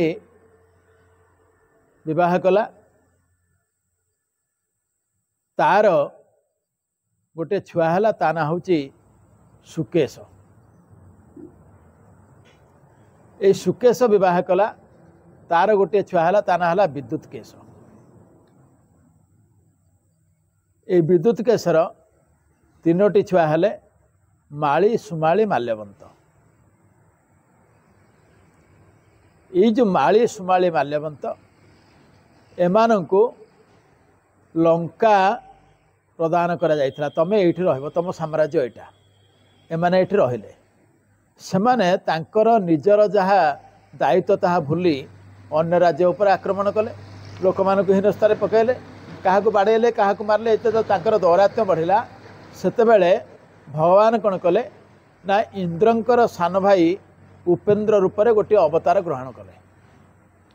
ଉପେନ୍ଦ୍ରଙ୍କ ସହିତ ଯୁଦ୍ଧ ହେଲା କାହାର? ମାଳି, ସୁମାଳି ଆଉ ମାଲ୍ୟବାନ।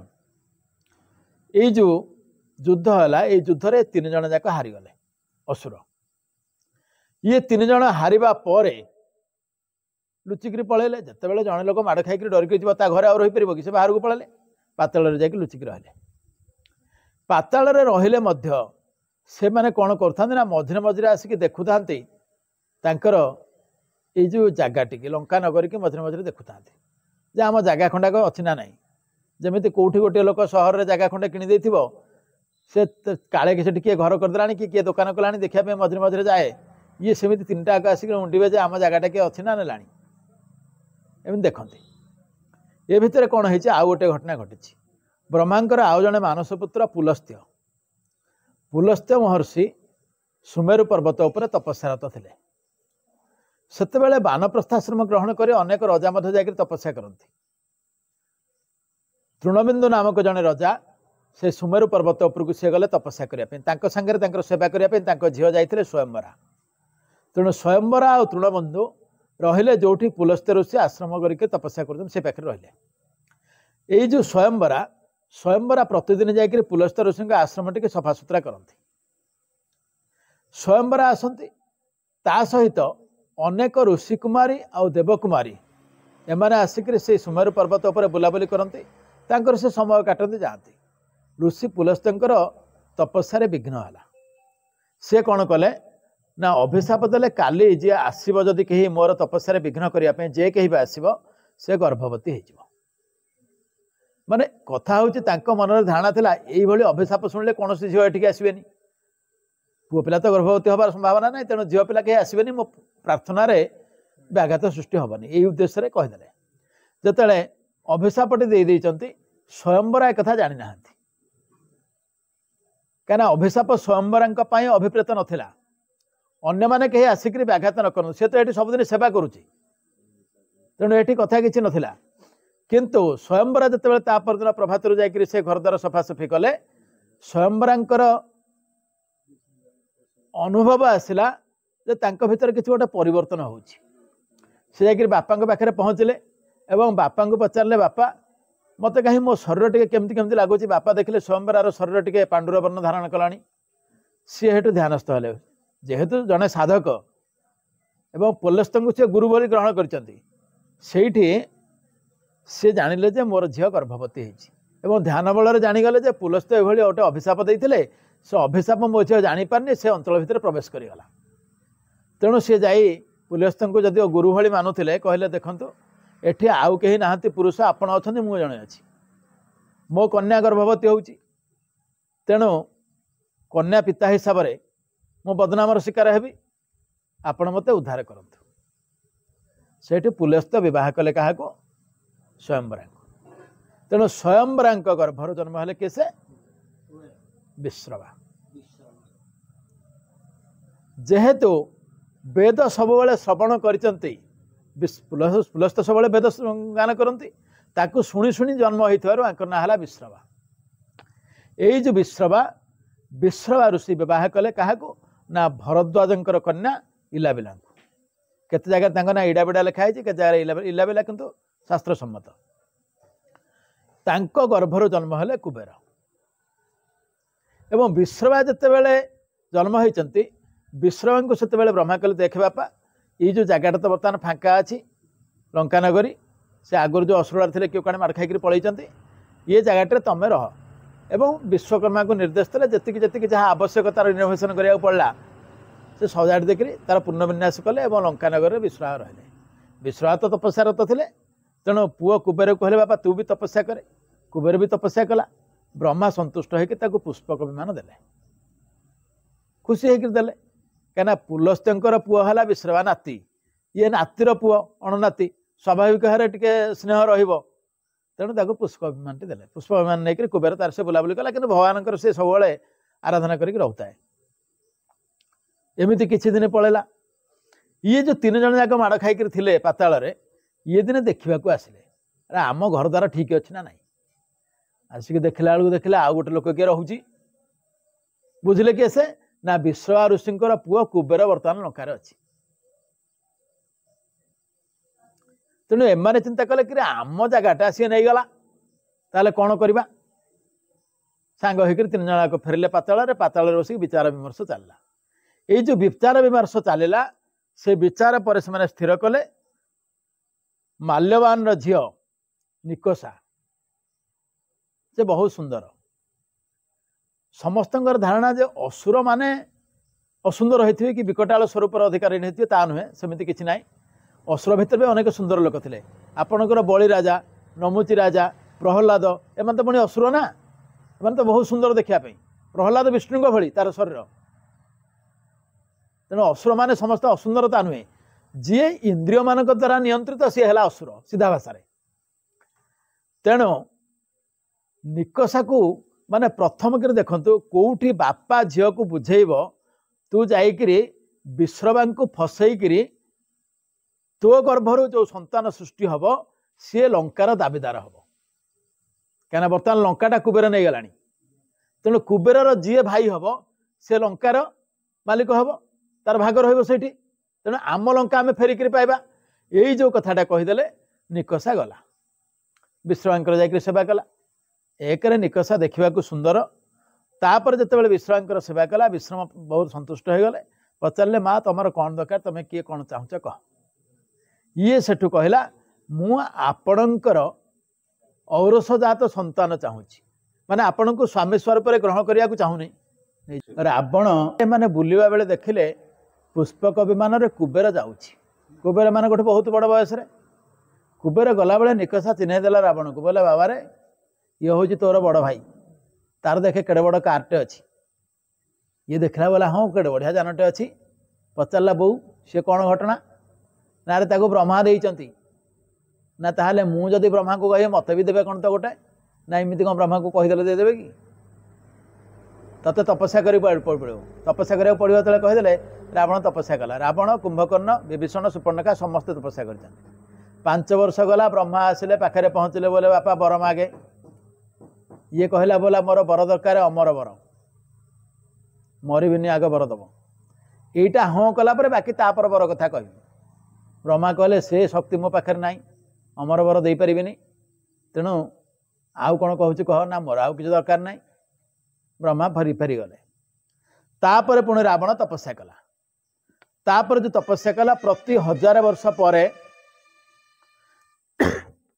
प्रति 1000 वर्ष थरे गोटे मुंड काटिकी अग्नि रे पकेला यही भाव में 9टा मुंड पलैला 9000 वर्ष जो 10,000 वर्ष संपूर्ण होगा जाऊँगी ब्रह्मा प्रकटित हेले 10 मुंड काटिबा पूर्वर एवं ब्रह्मा पचारे बोले बापा रावण कौन कहूचु ना मोर बर दरकार ना कौ बर ना अमर बर ना तते गला थर मना करी ना अमर बर जदि तुम दे पारबनी ताहले तुम किसी गोटे व्यवस्था कर अमर हैला भलिया ना ठीक अच्छे तते गोटे बर देवी तू निजे कह जे तू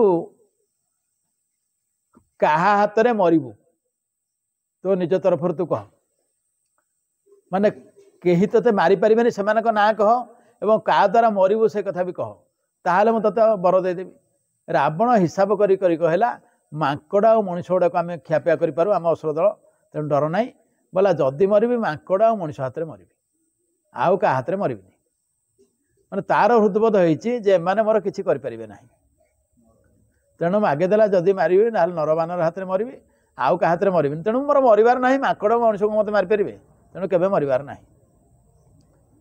ब्रह्मा हाँ करदे कुंभकर्ण को पचारे कुंभकर्ण से कहला मु खाली शोबी तार बुद्धि भ्रमित कर दिगला माँ सरस्वती साहाय्य कले देवता मान सी कहला शोबी खाइबी गोटे थर उठिबी पेटे खाइबी तापर पुणी शोबी आ जदि ब्रह्मा से कहले ठीक अच्छे कि जदि मझे बापा उठी पड़लु तू मरबू विभीषण को जो पचारे विभीषण कहला मत यही बर दिंतु भगवान पाद पद्म मो मन केबे निवृत्त न रहू शूर्पणखा सी भी गोटे बर मागिची जे मते पृथ्वीर सबुठारु सुंदर पुरुष पति रूप में प्राप्त हुंतु से मागिथिला तेणु ब्रह्मा हम बर दे देकरी पळै गले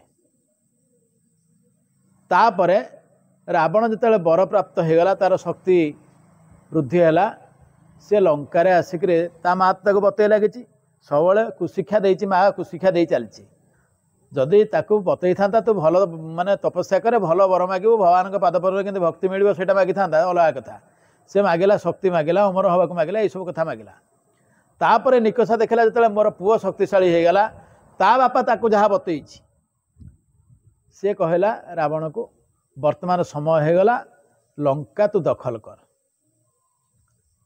रावण गला कुबेर को कहला बोला भाई जगह छाड़ कुबेर किसी न कहीकि लंका परित्याग करके चलीगले काम सरला तापर पुणी कौन है कुबेर जाकर अलकापुरी रहिले ये भितर रावणर दुष्टामी बहुत बढ़ीगला प्रबल दुष्ट है झील बो मान को अत्याचार कला लोक मान पीड़ा देला। ये खबर जो पहुँचला कुबेर पाखे जेहेतु बड़ भाई विश्वामित्र से बड़ पुओ से गोटे दूत हाथ में चिठी खंडे पठेले रावण रे जाणीमु ये उत्पात शुभंकर नुहे तू निवृत्त रहिबु। रावण देखला चिठी खंडाक पढ़ला से दूतटा को आग हाणीदेला बोला गोटे मत सी चिठी देती तू आनी चिठी आणिक आस मत बुझे ना ताको मारिदेला। तापर गला कुबेर पाखु गला ताको जहाँ बाड़िया बाड़ी कला ता पुष्पक विमानटा को नहीं आसला तार तो प्रथम लोभ थिला नहीं आसला। कुबेर ताक बाटे रहिले रावण पुष्पक विमान व्यवहार कला। यही भाव में दिग्विजय करने को रावण लगिला। ये जो रावणर दिग्विजय काल रे तार शक्ति और सामर्थ्य प्रीत है मय तांकर कन्या मंदोदरी की रावण को समर्पण कले। मय होचंती विश्वकर्मांकर पुओ मय असुर नुहंती। अनेक जगह आम पढ़ीचे मय दत्य मय असुर नुहंती मय होचंती देवता। सी असुर मानकर शिल्पी जमिति शुक्राचार्य असुर मानकर गुरु सी असुर नुहंती सेमती मय मध्य असुर नुहंती सी होचंती असुर मानकर शिल्पीकार। तापरे यही समय मय कौन कले ना तांकर जहाँ ज्ञान थिला सब ज्ञान को कामर लगे लंकानगर पुनर्निर्माण कले पुणी। तेणु लंकानगर भल रहा झील को से झील से जगह रोचे तेणु भल सजाड़ देले। एमती किछि दिन चलला। रावण ये भितर जो चारिआडे बुलला सबुठु कर संग्रह कला। ये कर संग्रह करी करी तथापि दामन संतुष्ट हैलानी। माने कर संग्रहर अर्थ नुहे जे मोर धन संपत्ति बढ़ीଯିव ता नुहे। उद्देश्य हूँ मत समस्ते मो पाखे कर दहीक रे माने मत डरिक रे। सी जिते जा ऋषिमुनि मान प्रपीड़ित कला तांकु भी कहला कर दियो। ऋषिमुनि मैंने कहले कि आमर तो घर ना कि द्वार ना कि ना जंगल भितर बुलुचु कौटी कुड़िया खंडे करी आम ते कौटू कौन दबू। तेणु ऋषिमुनि मान कहला ठीक अच्छे जब तुम दबाक चाहन गोटे कम कर तुम छाती चिरिकी सब रक्त टिके टिके दियो सेटा हेले मुझे जानी तुम देच ताकू गोटे कलश रे रावण नहीं घर रखला। ताकू देला क्या मंदोदरी की बोला मंदोदरी यहाँ हूँ हलाहल विष एटा रहा। तापर रावण दिग्विजय पलैला। से तो दिग्विजय जाए विभिन्न कन्या मान को विभिन्न जगार अपहरण करे असदाचरण करे। ये सब खबर गुड़ाक मंदोदरी पाखे पहुँचला। भारी खराब लगे बोले मो स्वामीटा एत चरित्रहीन आ बंचा दरकार नहीं। सी कौन कले से जो कलश रे थिबा रक्त को पान कले विष तो मो पीदेले मरजीवी सी पीदेले। तांको गर्भरू जी जन्म है जो झीटी तांकु नहीं ये छुआ तापर गर्भवती हेले छुआ जन्म होगा। ये भितर रावण बुलूची रावण आ फेरीनी फेरी जानी एमती गोटे मंदोदरी कार्यक्रम कर जानवर किसी व्यवस्था नाला। ये ताकू नहीं जनक राजसीमार पोतीदेला एवं सेठू जे जन्म हेले सी हेले माँ सीता। तेणु सीता होचंती मंदोदरी जन्मित झील। ये भितरे रावण जितेबाला वेदमती कन्या को थरे एमती उठे आने को चेष्टा करता सी अभिशाप देते जदि यापर कौन सी झील को ता इच्छा विरुद्ध तो जबरदस्त करू तू मरीज। तेणु तापर ठारू रावण काहा उपर से भली अत्याचार करनी। जहाँ को आनिब ताको बुझे सुझे कि आनिब से चेष्टा लगिला सीना किंतु ये करनी।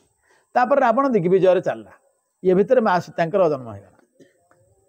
ये जो दिग्विजय से जाइए दिग्विजय जावा भितर थरे पहुँचला कौटी ना सहस्रार्जुन पाखे ताकू कहला तो सागर मु युद्ध करी। सहस्रार्जुन कहला ठीक अच्छे युद्ध जदि करने को चाहूँ युद्ध करवा कौन। से युद्ध में रावण हारिला एवं 1000 वर्ष काल ताकू सहस्रार्जुन जेल रखिदेला था। ये ब्रह्मा जाकर मुकुड़ेले रावण को सहस्रार्जुन को अनुरोध कले तेणु सी मुकुड़ला। ये जो सहस्रार्जुन ये हूँ आपणकर भगवानकर गोटे अवतार थिला हय हय अवतार हयेन्द्र जहाँकि हर्षवर्धन द्वारा लिखित काव्य एकावली से वर्णना अच्छी। तांको पुओ हेले कृतवीर्य तांको पुओ हेला कार्तवीर्यार्जुन बा सहस्रार्जुन। तेणु भगवानकर ये हूँ नाती हिसाब से तेणु रावण ता हाथ पार्लानी। माने ये जो जेनेटिक इफेक्ट अच्छी से रावण हारिला। तापर थरे गला कोठी की ना बड़ी पाखु गला बड़ी पाखु गला से बड़ी पाखरे पहुँचा पूर्व देखला गोटे पोखर में किसी झील गाधौଛନ୍ତି आ गोटे स्त्री लोक जगिची लुगापटा गुड़ा ताकू जाकि कौन तार चुटी फुटी टाणटुणी कला सी हेठू रावण को टेकिक नहींगला काखेक नहींगला बड़ी पाखे पहुँचेदेला बड़ी देखला बोला कि तो आम ग्रुप ये कुआड़े आसी पचारे बापा तू कौन हम पणिकार नाती हम कि जहाँ हम कहला रावण सेठी देखला गोटे जगार गोलिया होकर गोटे चकाटे पड़ी पचारा यहाँ कौन ना आणनु एटा आने देखा खेले रावण गला उठे पारानी तापर बलिता को सेठी बुझेले बाबूरे यहाँ हूँ मो जेजेबापार कानर रिंगटा ताकू भगवान मारदेले तू तो रिंगटा को उठे पारनी तू भगवान विरुद्ध में कौन युद्ध घोषणा करुचु लाजरे पलैला तापर बाली सांगे तार जो बाली की जाकर झमेला कला से काखरे जाकिरी समुद्र तर्पण कला सेठी रावण भी पराजित होती एमती केते कथा होती तापर जितेबाला इंद्र सहित युद्ध होती ये कौन होती सुपर्णखा विवाह करिछि काहाकू ना विद्युजीह नामक राक्षस विद्युजीह अति सुंदर पुरुष यहाँ हूँ लव मैरेज तांकर रावणर इच्छा विरुद्ध में सुपर्णखा विवाह कला ये रावण गोटे सुजोग देखला मुझे विद्युजीहटा को सफा करदेवी तेणु विद्युजीह को डाकिला बोला बाबूरे एमती देवता मान सागर आम युद्ध हबार अच्छी तमें आजर सेनापति माने गोटाए कथा हूँ सबू युद्धर सबू सूत्र न जाणिक युद्ध को जीवा सेनापति अवस्था जहाँ हुए विद्युजीह एत जिनस युद्ध उपर तार एतटा धारणा ना से जो बड़ योद्धा नुहे से पलैगला इंद्र को सेठी मारदेले तेणु ये सुपर्णखार स्वामी मरीगला सुपर्णखा विधवा है तापरे रावण जिते युद्ध कर इंद्र सहित इंद्र से गोटे अस्त्र प्रयोग कले प्रस्वापनताना से अस्त्र जोठी पड़ो समस्ते शोई पड़े किंतु सेतेबेले इंद्रजित आकाश को उठीगला सी मेघ भितर रहीकि इंद्र सहित युद्ध कला तापर से अस्त्र प्रभाव पड़नी कहीं अस्त्रटा तलू को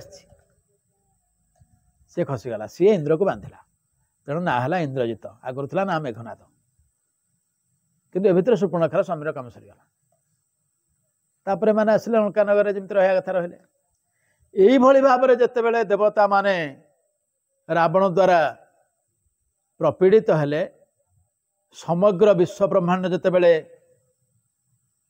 दुखरे जर्जरित हेले समस्ते चिंता कले कौन करवा रामचरितमानस से रावण वर्णना होती बेसी जोटा गोस्वामी तुलसीदास लिखिं जय विजय रावण विषय वर्णना होती आर तीन टा रावण विषय एतटा वर्णना करा जाय नाही अन्य कल्परे जो रावण होती से विषय ना आमर रामायण वर्णना करछि ना रामचरितमानस कथा हूँ आपको वर्णना करी हब ना बोली भाविक बोधे छाड़ दि जाए यहाँ वर्णना होती विशेषकर जय विजय जो राम रावण कुंभकर्ण होती तारी उपर रामचरितमानस जहाँ कहया कथा कहूँ तेणु एमाने जितेबाला देवता माने प्रपीड़ित हेले एमाने समस्ते कौन कले भगवान को पाखु जाई क्षीरसिंधु पाखे ताके प्रार्थना कले जो भली भाव में लिखिंट समस्ते माने संत तुलसीदास लिखिंट जय जय सुरनायक जन सुखदायक प्रणत पाल भगवंता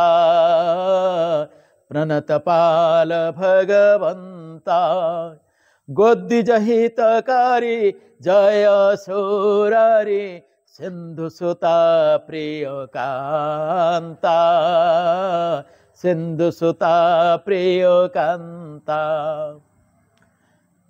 वर्णना करते सन्त तुलसी भगवान को मैंने प्रार्थना करते से जो वर्णनाटी जहाँ सन्त तुलसी करते वर्णना ताठू आहरी रोचक होती आपणकर उपेन्द्र भंजकर वैदेश विलास से जो वर्णनाटी करते सी जो वर्णना करते से आहरी टे सुंदर भाव में वर्णना करते जे देवता माने समस्ते समुद्र तल जाकि पहुँची गले कौटिक गले ना क्षीर समुद्र कूल को से केमी जाते देखते वामदेव देवराज गुरु संगतरे विमनेशो मने गले क्षीर सिंधु तीरे ब्रह्मांडक्ष भीते ब्रह्मा भक्त मुखरे विश्वंभर भरसारे स्तुति कले खरे ब्रह्मांडर जो क्षोभित ब्रह्मांड जो दुख प्रपीड़ित होची से विषय ब्रह्मा शिव को नहीं एवं अन्य देवता मान नहीं भगवान के पाखे प्रार्थना कले प्रार्थनाटी केमिति करछन्ति बहित लीला रोहित रोहित मोरती बेगेदर दत्तदर दाने हेलरती कहले हे प्रभु आपण लीला रे रोहित माछ रोही माछर वर्ण को धारण कले रोहित माने आपण रोहित माछ हेले एवं कौन कले ना शंखासुर मन भयर संचार करेले तापर कौन कले बह मंद मंदर कोर्म नम नम बारिरे अमृत मंथो अमृत जनम आपण मंदर पर्वत को धारण कले कुर्म अवतार रे एवं समुद्र मंथन अमृत बाहर थिला जेतले अमृत बाहरला देवता असुर भितर झगड़ा है अमृत खायापे से आपण कौन कले आपण धरिले कौ शरीर ना मोहिनी शरीर मोहिनी शरीर धारण करी से रूप में अमृत देदेले देवता मान तापर कौन है आपणकर हिरणाक्ष को मारिबा को आसवा समय आसला सेतेबेले आपण बराह बराह बरसो पंडित बल्लभीम हीर हीर नाक्षर खंडित विराट युद्ध रे बड़ युद्ध रे आपण हिरणाक्ष असुर को मारिदेले तापर पुणी कौन कले ना प्रहलाद जिते तपस्या कला प्रहलाद जिते आपन को डाकिला ताकू रक्षा करने आपण हिरण्यकशिप को मारिले बपुवंत हरि हरि प्रहलाद पुण्य को बेदारिल करी परी करे हिरण्य को आपण सिंहर मूर्ति धारण करी नरसिंह मूर्ति धारण करी आपण हिरण्यकशिप को विदारी देले तापर पुणी कौन है ना आपण परशुराम अवतार रे आसिले बेभो भ्रोगो वंश पर परशो धारण बाहुज बाहु सहस्र धारण कारण ये जाए गला जितेबाला मैंने डाकी डाकिया पछरे एपर्यंत वर्णना कले जे आपण यही अवतार ग्रहण करते असुर मान को मारी किंतु एबे कौन पे आसबे जे आज पर्यंत असुर मान तो आसी असुर मान को मारे आपण भी अवतार ग्रहण करते कहीं जहाँ प्रथम प्रश्न माँ पार्वती निर्गुण ब्रह्म सगुण बपुधारी तारी उत्तर चली बर्तमान सुधा उत्तर सरनी या कहले प्रभु आज जाए जिते असुर आसते एत भयंकर असुर कहीं आसी नथिले एबे जो असुरटा अच्छी ये अत्यंत भयंकर विंशकर करणी की नाहे प्रभु रक्ष बेनते उन्नतिहीन आंभे प्रभु रख ये जो कोड़िया हाथिया रावण यार जो कारुकार्य ये जो भली भयंकर ये भली असुर पूर्व आसी नथिले आमे अवनत हो जाइचु आमे किछि करि पारनु हमको रक्षा कर जेतेबेले देवता माने एई भली भावरे प्रार्थना कले भगवान कौन कले निजे गरुड़ उपर बसिक दर्शन देले बोधबेबो धंक स्तुति सोणे कंबोधर शंख धरी भगवान कौन कले गरुड़ पृष्ठ आसी दर्शन देले बसी भूत हेले बसी गरुड़ कंधर पचारे कौन पे पशु सब कहीं प्रार्थना कर ना आज्ञा रावण एमती दुष्टामी करुच्ची ना रावण केमिति दुष्टामी कला रावण किए से कहीं केमिति दुष्टामी कला एत शक्ति कौटू प्राप्त है समस्ते कहले बर दिखाई बोली से एत शक्तिशाली होती ना बर किए से देती देवता माने चाहिए शिव को आड़ को ब्रह्मा को आड़ को कहीं ये दी जन बर दे ब्रह्मा को आड़ को चाहिए ब्रह्मा को भगवान कहले बोले तुम जाच ना नहीं असुर गुड़ाक बदमाश गुड़ाक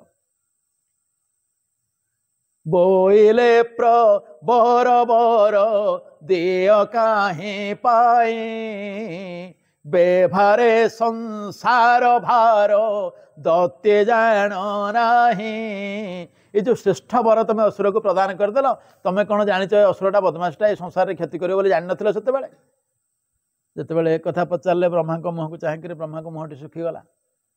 କିନ୍ତୁ ବ୍ରହ୍ମା ଦେଖିଲେ ଇଏ ପରିସ୍ଥିତିରୁ ବଞ୍ଚିବା ପାଇଁ ହେଲେ ଟିକେ ଯେମିତି ବେଳେବେଳେ ଆମକୁ ରାଗ ହେଉଥିବେ, ସାର୍ କିରେ କାହିଁ ପାଠ ପଢ଼ୁନୁ, ସାର୍ କାଲି ବର୍ଷା ହେଇଗଲା କ'ଣ କରିବି, ମୋ ବହିପତ୍ର ଓଦା ହେଇଗଲା, କାଲି ଆଉ ଲେଖିପାରିଲୁନି ରାତିରେ, ଦାନ୍ତକୁ ଦେଖେଇକିରି ଆମେ ଯେମିତି ଠକିକିରି କହୁ, ସେମିତି ବ୍ରହ୍ମା ଏଠୁ ଚାହିଁକିରି ବିହି ବିହି ଲେ ଶୁଣିତା କି ଭକ୍ତି ବଚନ ବର କରୁ ଉଚିତେ ଚିତ୍ତେ ବିରଚନ।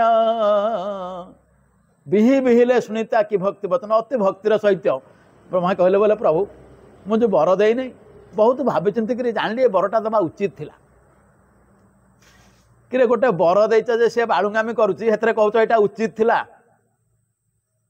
ବର ଦେବାଟା ଭୁଲ, ଏଇଟାକୁ ମାନୁନ, ସେଥିରେ ଓଲଟା କହୁଛ କ'ଣ ନା ବର ଦେବାଟା ଉଚିତ ଥିଲା। କ'ଣ ଉଚିତ ଥିଲା ନା ବର ଆଜ୍ଞା କ'ଣ ପାଇଁ ଦେଉଛି କି, ଇଏ ବର ଦେବାରେ ମୋର କିଛି ପ୍ରଫିଟ୍ ନାହିଁ, ଆମର କିଛି ହବାର ନାହିଁ, ଆପଣଙ୍କର କିଛି କାମ ହବ, ଆପଣଙ୍କ ପାଇଁ ଦେଇଛି। ନା କ'ଣ ପାଇଁ ଦେଇଛ? ସେଇଠି କହିଛନ୍ତି ବିଲୋକନ ହେବ ନବ ନବ କଳେବର ବିଧୁରମ ଧୁର ଲୀଳା ହୋଇବ ବିସ୍ତାର। ହେ ପ୍ରଭୁ ଆପଣ ନୂଆ ନୂଆ ଅବତାର ଗ୍ରହଣ କରିବେ, ଆମେ ସେ ଅବତାର ଦେଖିବୁ, ଆପଣଙ୍କର ଯେଉଁ ବିଭିନ୍ନ ଲୀଳା ତାକୁ ମଧ୍ୟ ଦେଖିବୁ, ଆପଣଙ୍କର ଲୀଳା ପ୍ରକାଶମାନ ହବ। ଆମର ଏଥିରେ କ'ଣ ଲାଭ ହେଲା? ଆପଣ ଲୀଳା କରିବେ ନା। ଧରାଯାଉ ଶ୍ରୀକୃଷ୍ଣ ଅବତାରରେ ଆସିଲେ, ଆପଣ ଯାଇକରି ବିଭିନ୍ନ ଲୀଳା କଲେ, କେତେ ଦିନ ଗୋପପୁର ରହିଲେ, କେତେବେଳେ ମଥୁରା ରହିଲେ, କୋଟି ଦ୍ୱାରକା ରହିଲେ, ବିଭିନ୍ନ ଲୀଳା ଆପଣ କଲେ। ଆମେ କ'ଣ କରୁଛୁ? ଆମେ ତ କିଛି କରିନୁ, କାମ ଆପଣ ଯାହା କରିବେ। ତେଣୁ ଆପଣ ଯେଉଁ ବିଭିନ୍ନ ଲୀଳା କରିବେ, ଏଇଥିପାଇଁ ଆପଣଙ୍କ ଲୀଳା କରିବା ପାଇଁ ହିଁ ବର ଦେଇଛି, ଏଥିରେ ମୋର ଦୋଷ କ'ଣ? ମୁଁ କିଛି ଭୁଲ କାମ କରିନି। ଆପଣ ଅବତାର ଗ୍ରହଣ କରିବେ, ବିଭିନ୍ନ ଲୀଳା ଆମେ ଦେଖିବୁ, ସେଇଟା ଆପଣଙ୍କର ଲାଭ, ମୋର ଏଥିରେ କିଛି ନାହିଁ। ବ୍ରହ୍ମା ଯେତେବେଳେ ଏତେ କହିଲେ, ଭଗବାନ ଶଙ୍କରଙ୍କ ଆଡ଼େ ଚାହିଁଲେ ପ୍ରଭୁ, ବୋଲେ ହଁ ସେ ବ୍ରହ୍ମା ତ କହିଲେ ବର ଦେଇଛନ୍ତି ମୋର ଅବତାର ଦେଖିବା ପାଇଁ, ତମେ କ'ଣ ଭାବିକିରି ବର ଦେଇଛ? ଭଗବାନ ଶଙ୍କର କହିଲେ ବୋଲେ ଆହୁରି ଅସୁବିଧାରେ ପଡ଼ିଗଲି। ବୃଷଭ ଉପରେ ବସିଛନ୍ତି, ସେଇଠି ସେ ଆଉ ଗୋଟେ ମଜାରେ ସେ ଆଉ ଗୋଟିଏ କଥା କହିଲେ। ଯେମିତି ପିଲା ଆମେ ପାଠ ନ ପଢ଼ିଥିଲେ, ମୁଁ କହୁଥିଲି ପୂର୍ବରୁ ଜଣେ କହିଲେ ଯେ କାଲି ବର୍ଷା ହେଇଗଲା ମୁଁ ଲେଖିପାରିଲି ନାହିଁ, ଆର ଜଣକ ସେତେବେଳେ କହିବ କ'ଣ ବର୍ଷାରେ ସାରେ କିଛି କଥା ନଥିଲା ଯେ, ଖାତାପତ୍ର ତ ଓଦା ହେଇଯାଇଥିଲା ସେଇଟା କଥା ନାହିଁ, କିନ୍ତୁ ଶୁଖେଇ ଦେଇକିରି ମୁଁ ଲେଖି ପାରିଥାନ୍ତି, ରାତିରେ ତ ଖରା ହେଉନି ନା, ଶୁଖେଇ ହେବନି, ତେଣୁ ଆଉ ଶୁଖେଇ ପାରିଲେନି। ଆମ ଘରେ ଲାଇନ୍ ନଥିଲା, ଲାଇନ୍ କଟି ଯାଇଥିଲା। ଇଏ ଯେମିତି ଠକିବା ପାଇଁ ସିଏ ଗୋଟେ ବାଟ ଧରିଲେ, ଇଏ ବି ଗୋଟେ ବାଟ ଧରିଲା। ସେମିତି ଶଙ୍କର ଭଗବାନ ଗୋଟେ ବାଟ ଧରିକିରି କହିଦେଲେ, ବୋଲେ ପ୍ରଭୁ ବୃଷଭାସ ନେ ବୃଷଭା ଶଣତେ ତର ବିଭୂତୋର ଯେଉଁ ନାମ ତାରକ ମନ୍ତର। ବୃଷଭାସନରେ ଅତି ସୁନ୍ଦର ଭାଷାରେ ଭଗବାନ ଶଙ୍କର କହିଲେ, ପ୍ରଭୁ ଆପଣଙ୍କର ଗୋଟିଏ ନାଁ ଅଛି ଯାହା ହେଉଛି ତାରକ ମନ୍ତ୍ର, ଯେଉଁ ନାମଟା ଜପ କରିଦେଲେ ଲୋକ ଇଏ ମର୍ତ୍ତ୍ୟପୁରରୁ ତ୍ରାହି ପାଇଯିବ। ତେଣୁ ସେଇ ନାଁଟା, ସିନା ନାଁଟା ମୁଁ ଜାଣିଛି, ସେ ରୂପଟାକୁ ତ ଦେଖିନି, କାହିଁକିନା ରାମ ବୋଲି ନାଁ ଅଛି, କିନ୍ତୁ ରାମ ରୂପ ହେଇନି। କହିବି ୟା ପଛରେ ଗୋଟିଏ କାରଣ ପୁଣି ଅଛି ଏଠି। ଆପଣଙ୍କର ଯେଉଁଦିନ ଭଗବାନ ରାମଚନ୍ଦ୍ରଙ୍କର ବାପା, ସେତେବେଳକୁ ତ ଭଗବାନ ଜନ୍ମ ହେଇନାହାନ୍ତି, ଦଶରଥ ଶ୍ରବଣ କୁମାରକୁ ଶରବିଦ୍ଧ କରିଦେଲେ, ଶ୍ରବଣ କୁମାର ମରିଗଲେ ଏବଂ ଅନ୍ଧମୁନି ତାଙ୍କ ପତ୍ନୀଙ୍କ ପାଖରେ ଯାଇକରି ପାଣି ନେଇକରି ପହଞ୍ଚିଗଲେ। ସେତେବେଳେ ଅନ୍ଧମୁନି ଅଭିଶାପ ଦେଲେ, ଯେହେତୁ ତୁ ମୋ ପୁଅକୁ ମାରିଦେଇଛୁ, ମୁଁ ଆଜି ମୋର ପୁଅ ମୁହଁ ଦେଖିପାରୁନି, ମରୁଛି, ସେମିତି ମୁଁ ଅଭିଶାପ ଦେଉଛି ତୁ ପୁଅ ମୁହଁ ଦେଖିବୁନି, ମରିଯିବୁ। ପ୍ରଥମରୁ କହିଛି ଯେତେବେଳେ ଋଷିମୁନିମାନେ ଅଭିଶାପ ଦିଅନ୍ତି ସବୁବେଳେ ଲାଭ ହୁଏ, ସେ ଯାହା ବି କହିଦିଅନ୍ତୁ। ତେଣୁ ଦଶରଥଙ୍କର ଗୋଟିଏ ପ୍ରଫିଟ୍ ହେଲା, ଏପର୍ଯ୍ୟନ୍ତ ପିଲାପିଲି ହେଇନି, ଅନ୍ତପକ୍ଷେ ପିଲାପିଲି ତ ହବ, ସେ ବର ତ ପରୀକ୍ଷାରେ ମିଳିଗଲା ନା ଅଭିଶାପ ଆଳରେ। ତାପରେ ଆସିଲେ ବଶିଷ୍ଠଙ୍କ ଆଶ୍ରମକୁ। ବଶିଷ୍ଠ ଯେତେବେଳେ ଅନୁପସ୍ଥିତ ଥିଲେ, ବଶିଷ୍ଠଙ୍କର ଶିଷ୍ୟ ଥିଲେ, ବଶିଷ୍ଠଙ୍କର 2 ଜଣ ଶିଷ୍ୟ ବାମଦେବ ନାମରେ ଥିଲେ। ଜଣେ ବାମଦେବ ପରବର୍ତ୍ତୀ ସମସ୍ତରେ ଅଛନ୍ତି, ଇଏ ଜଣେ ବାମଦେବ ଥିଲେ। ଆଉ ଭଗବାନ ଶିବଙ୍କର ଗୋଟିଏ ନାଁ ହେଉଛି ବାମଦେବ। ତେଣୁ ଆଉ ଜଣେ ବାମଦେବ ଯିଏ ବଶିଷ୍ଠଙ୍କର ସବୁଠାରୁ ଶ୍ରେଷ୍ଠ ଶିଷ୍ୟ, ସେହି ସମୟରେ ଆଶ୍ରମ ଦାୟିତ୍ୱରେ ଥିଲେ, ସିଏ ଦଶରଥଙ୍କୁ କହିଲେ ଯେ ତମେ ରାମ ନାମ ଜପ କର, ରାମ ନାମ ଜପ କଲେ ତମର ଏଇ ବ୍ରହ୍ମହତ୍ୟା ଦୋଷ ତୁଟିଯିବ। ତେଣୁ ଦଶରଥ ରାମ ନାମ ଜପିଲେ ଏବଂ ସେତେବେଳେ ସେ ରାମ ନାମ ଜପ କରିବା ପାଇଁ ଉପଦେଶ ଦେଇଥିଲେ ବାମଦେବ 3 ଥର। तुम राम नाम 3 थर कह। वशिष्ठ जितेबाला आश्रम को फेरिले पचारे कि आज आश्रम कौन भल मंद कौन हो कह। वामदेव कहले एमती एमती महाराजा दशरथ आसते सी मारिदे श्रवण कुमार को मुझे ब्रह्म हत्या दोष मुक्त हवा निमित्त उपदेश देली मुझे कहली राम नाम 3 थर जप कर दियो। राम अवतार हैनी। वशिष्ठ जिते विरक्त हेले जे प्रथम कथा हूँ राम अवतार हैनी तू राम नाम 3 थर कहीकि राम नाम महत्व को नष्ट करदे। तेणु मु ते अभिशाप दूची गोटे लोक जी कौन से वस्तुर ठीक रे व्यवहार जानी नहीं ताको अयोग्य लोक कहब। तू ये आश्रम रहीकि तपस्या करने अयोग्य तेणु तू अनार्य हो जा। तेणु से लोक जन्म हवा परवर्ती समय गुह कहीकि गुहक शबर ये एपर गुहक शबर कथा आसब।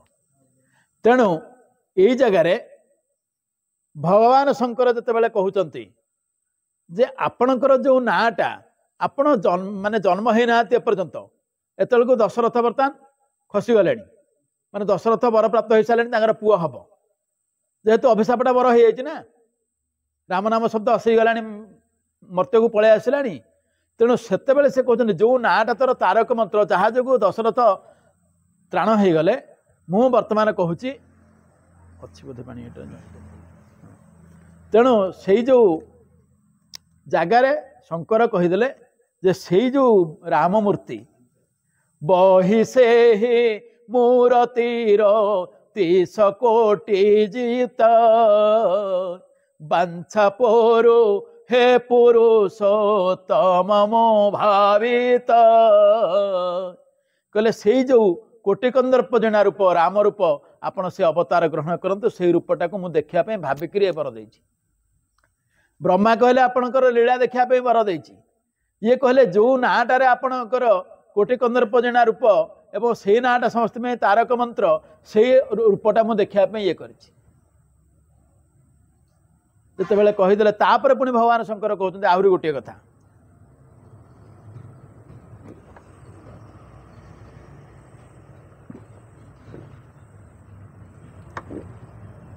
काले भगवान पचार देवे जे मोर से रूप हेले नहले तमर कौन गला तमें कहच कोटि कंदर्प जना रूप देखियो बोली मोर हेले नहले तमर कौन गला। अच्छा सारा संसार स्रष्टा भगवान ना नहीं भगवान निश्चित हाथ सब कर ना तेणु से कहले प्रभु मत जो रूपटा दिया है नहीं गोटे लोकर मुहरे 3टा आखि कौटी रहे मत आप 3टा आखि देइचंदी कौन पे देइचंदी ये सारा संसार में जिते जीव तैयारी कल 2-2टा आखि देल मत गोटे 3टा आखिया 3 आखिया करदेल जी देख मत कौन कह एटा आखि ठिकना ना गोटे आखि हेले कणा 2 आखि नथिले अंध किंतु मोर 3 आखि मो नाटा कौन हम लोक कौन मत कहले मत लोक कहले विरूपाक्ष माने विरूपाक्ष आखिरे जी असुंदरिया से हूँ विरूपाक्ष एमती नाटे क्या स्वाद लगे किंतु तथापि भी मुझे दुख करनी माने देखो ये भगवान शंकर उल्टे देले ये पचारे तुम्हें बर देकर असुर को शक्तिशाली कल सी बदमाशीगिरी करुच्ची ये उल्टा करदे मत आप गोटे विरूप कर मो मन दुख ना जमी आम बापा पाखे कह बापा आपण 5टा आम 5 भाई 5 प्रकार पेंट आने मो पेंटा सबुठ खराब करना तैयारी सेमती भगवान शंकर कहते आपंकर सारा सृष्टि सबू आपणकर ये क्या कौन सुंदर सुंदर आखि देले मत 3टा आखि करदे एटा गोटे सुंदर रूप किंतु मोर दुख ना कहीं दुख ना जानते आपणकर से रूप देखापी एपर्यंत से कथा कहले से जो नाटा जपिले लोक मुक्त हो तारक मंत्र से रूप धर तापर कहते से रूपटा देखापी 3 आखि हो पचे असुंदर बोली लोक कहते पचे मोर दुख कर मुझे देखी बोली विरूपाक्ष बोलिबारे नाही मो शोचन वीक्षणला भैक्षण तेने मोर चन लोक विरूपाक्ष कहतु मोर से दुख ना कहीं मुझे 3टा आखिर रूप को देखी तापर कार गोटे गोटिकिया मुंड अच्छी असुर गुड़ाकर कहार 3 मुंड 4 मुंड कार 20 मुंड कौन ये सब अच्छी गोटे देवता मत आप 5 मुंडिया करदे 5 मुंडिया हेले कौन लोकटा सुंदर दिशब 5टा मुंड मत कर कौन आप बुझे दिंतु 5 मुंड मोर दुख ना किंतु मोर दुख ना आउ गोटे कथा जे लोक जितेबाला गोटे मुहर आपणकर नाम को जपिब से जो तारक मंत्र जो नाम गोटे मुहर कह गोटे पाटे कह से मुझे एका समय 5टा मुहर कहबी वक्त्र पांच पांच बही से ही स्तुति कृते बहन बहसे रूप मोहर सुकृते से नाटा को जपिवाई मो 5टा मुह धारण करिछि तेणु आपण से रूप में अवतीर्ण हूँ भगवान देखले मैंने चालाकी बड़े गले कहले बोले ठीक अच्छे तेणु भगवान हसिक कहले ठीक अच्छे मो अवतार ग्रहण करी किंतु यही जो अवतार मु ग्रहण करी यही अवतार मु कौन करी ना मु कौन सी रथरे आसबिनी गरुड़ उपर आसबिनी कौन सी अलग बेशरे आसबिनी साधारण भाव में आसबि अस्त्र भी धरबिनी माने चक्र धरबिनी साधारण अस्त्र धरबी एवं ये कहते बहिबिना हि मोरी ओरे मारण रे विराजित विराजन चढ़िण रण रे बहिबी नाही मोरी ओरी बोले चक्र चक्र धरबिनी शत्रु को मारिया चक्र धारण करिबिनी विराजित विराजन चढ़िण जान रे मु केबे विराज माने पक्षीराज गरुड़ उपर बसिक आसबिनी खाली पादरे युद्ध करिया को आसबि खुशी हो गले एपटे कौन होइछि ना आम मैंने समस्ते जानीचे जो चरु यज्ञ कराला चरु राणी मान को दिगला एवं दशरथंकर 4 राणी गर्भवती हेले भगवान जन्म हेबे समय हो गला सार देवा पड़ो तेणु जितेबले भगवान जन्म होती आपणकर चैत्र शुक्ल नवमी जो कथा नवमी तिथि मधु मास पुनीता शुकल पछन क्षत्र विजेता भगवान यही समय जन्म होती चैत्र शुक्ल नवमी जितेबाला भगवान जन्म होती से माँ कौशल्या चतुर्भुज रूप में दर्शन देते एवं कौशल्या कहते प्रभु आपण यही रूप में आसतुनि आपण छुआटी होकर आसतु तापर भगवान छुआ होकर आसमी लीलाखेला चलती बाल्यलीला बहुत चली भगवान शंकर हनुमान काकभूषण समस्त दर्शन करने को आसते भगवान बाललीला सरी यही समय जाइंट थरे गुहक पाखु जाइंट सेठी भी गुहक सहित जो तंकर मित्रता है जो गुहक दशरथ को कहते राम मंत्र देते तेणु भगवान भी व्यवस्था करेंगे ना सहित मित्रता है भगवान पाठपढ़ा है वशिष्ठ आश्रम पाठपढ़ा सरी पाठपढ़ा सरिबा परे आसचंती विश्वामित्र नवापाई एमान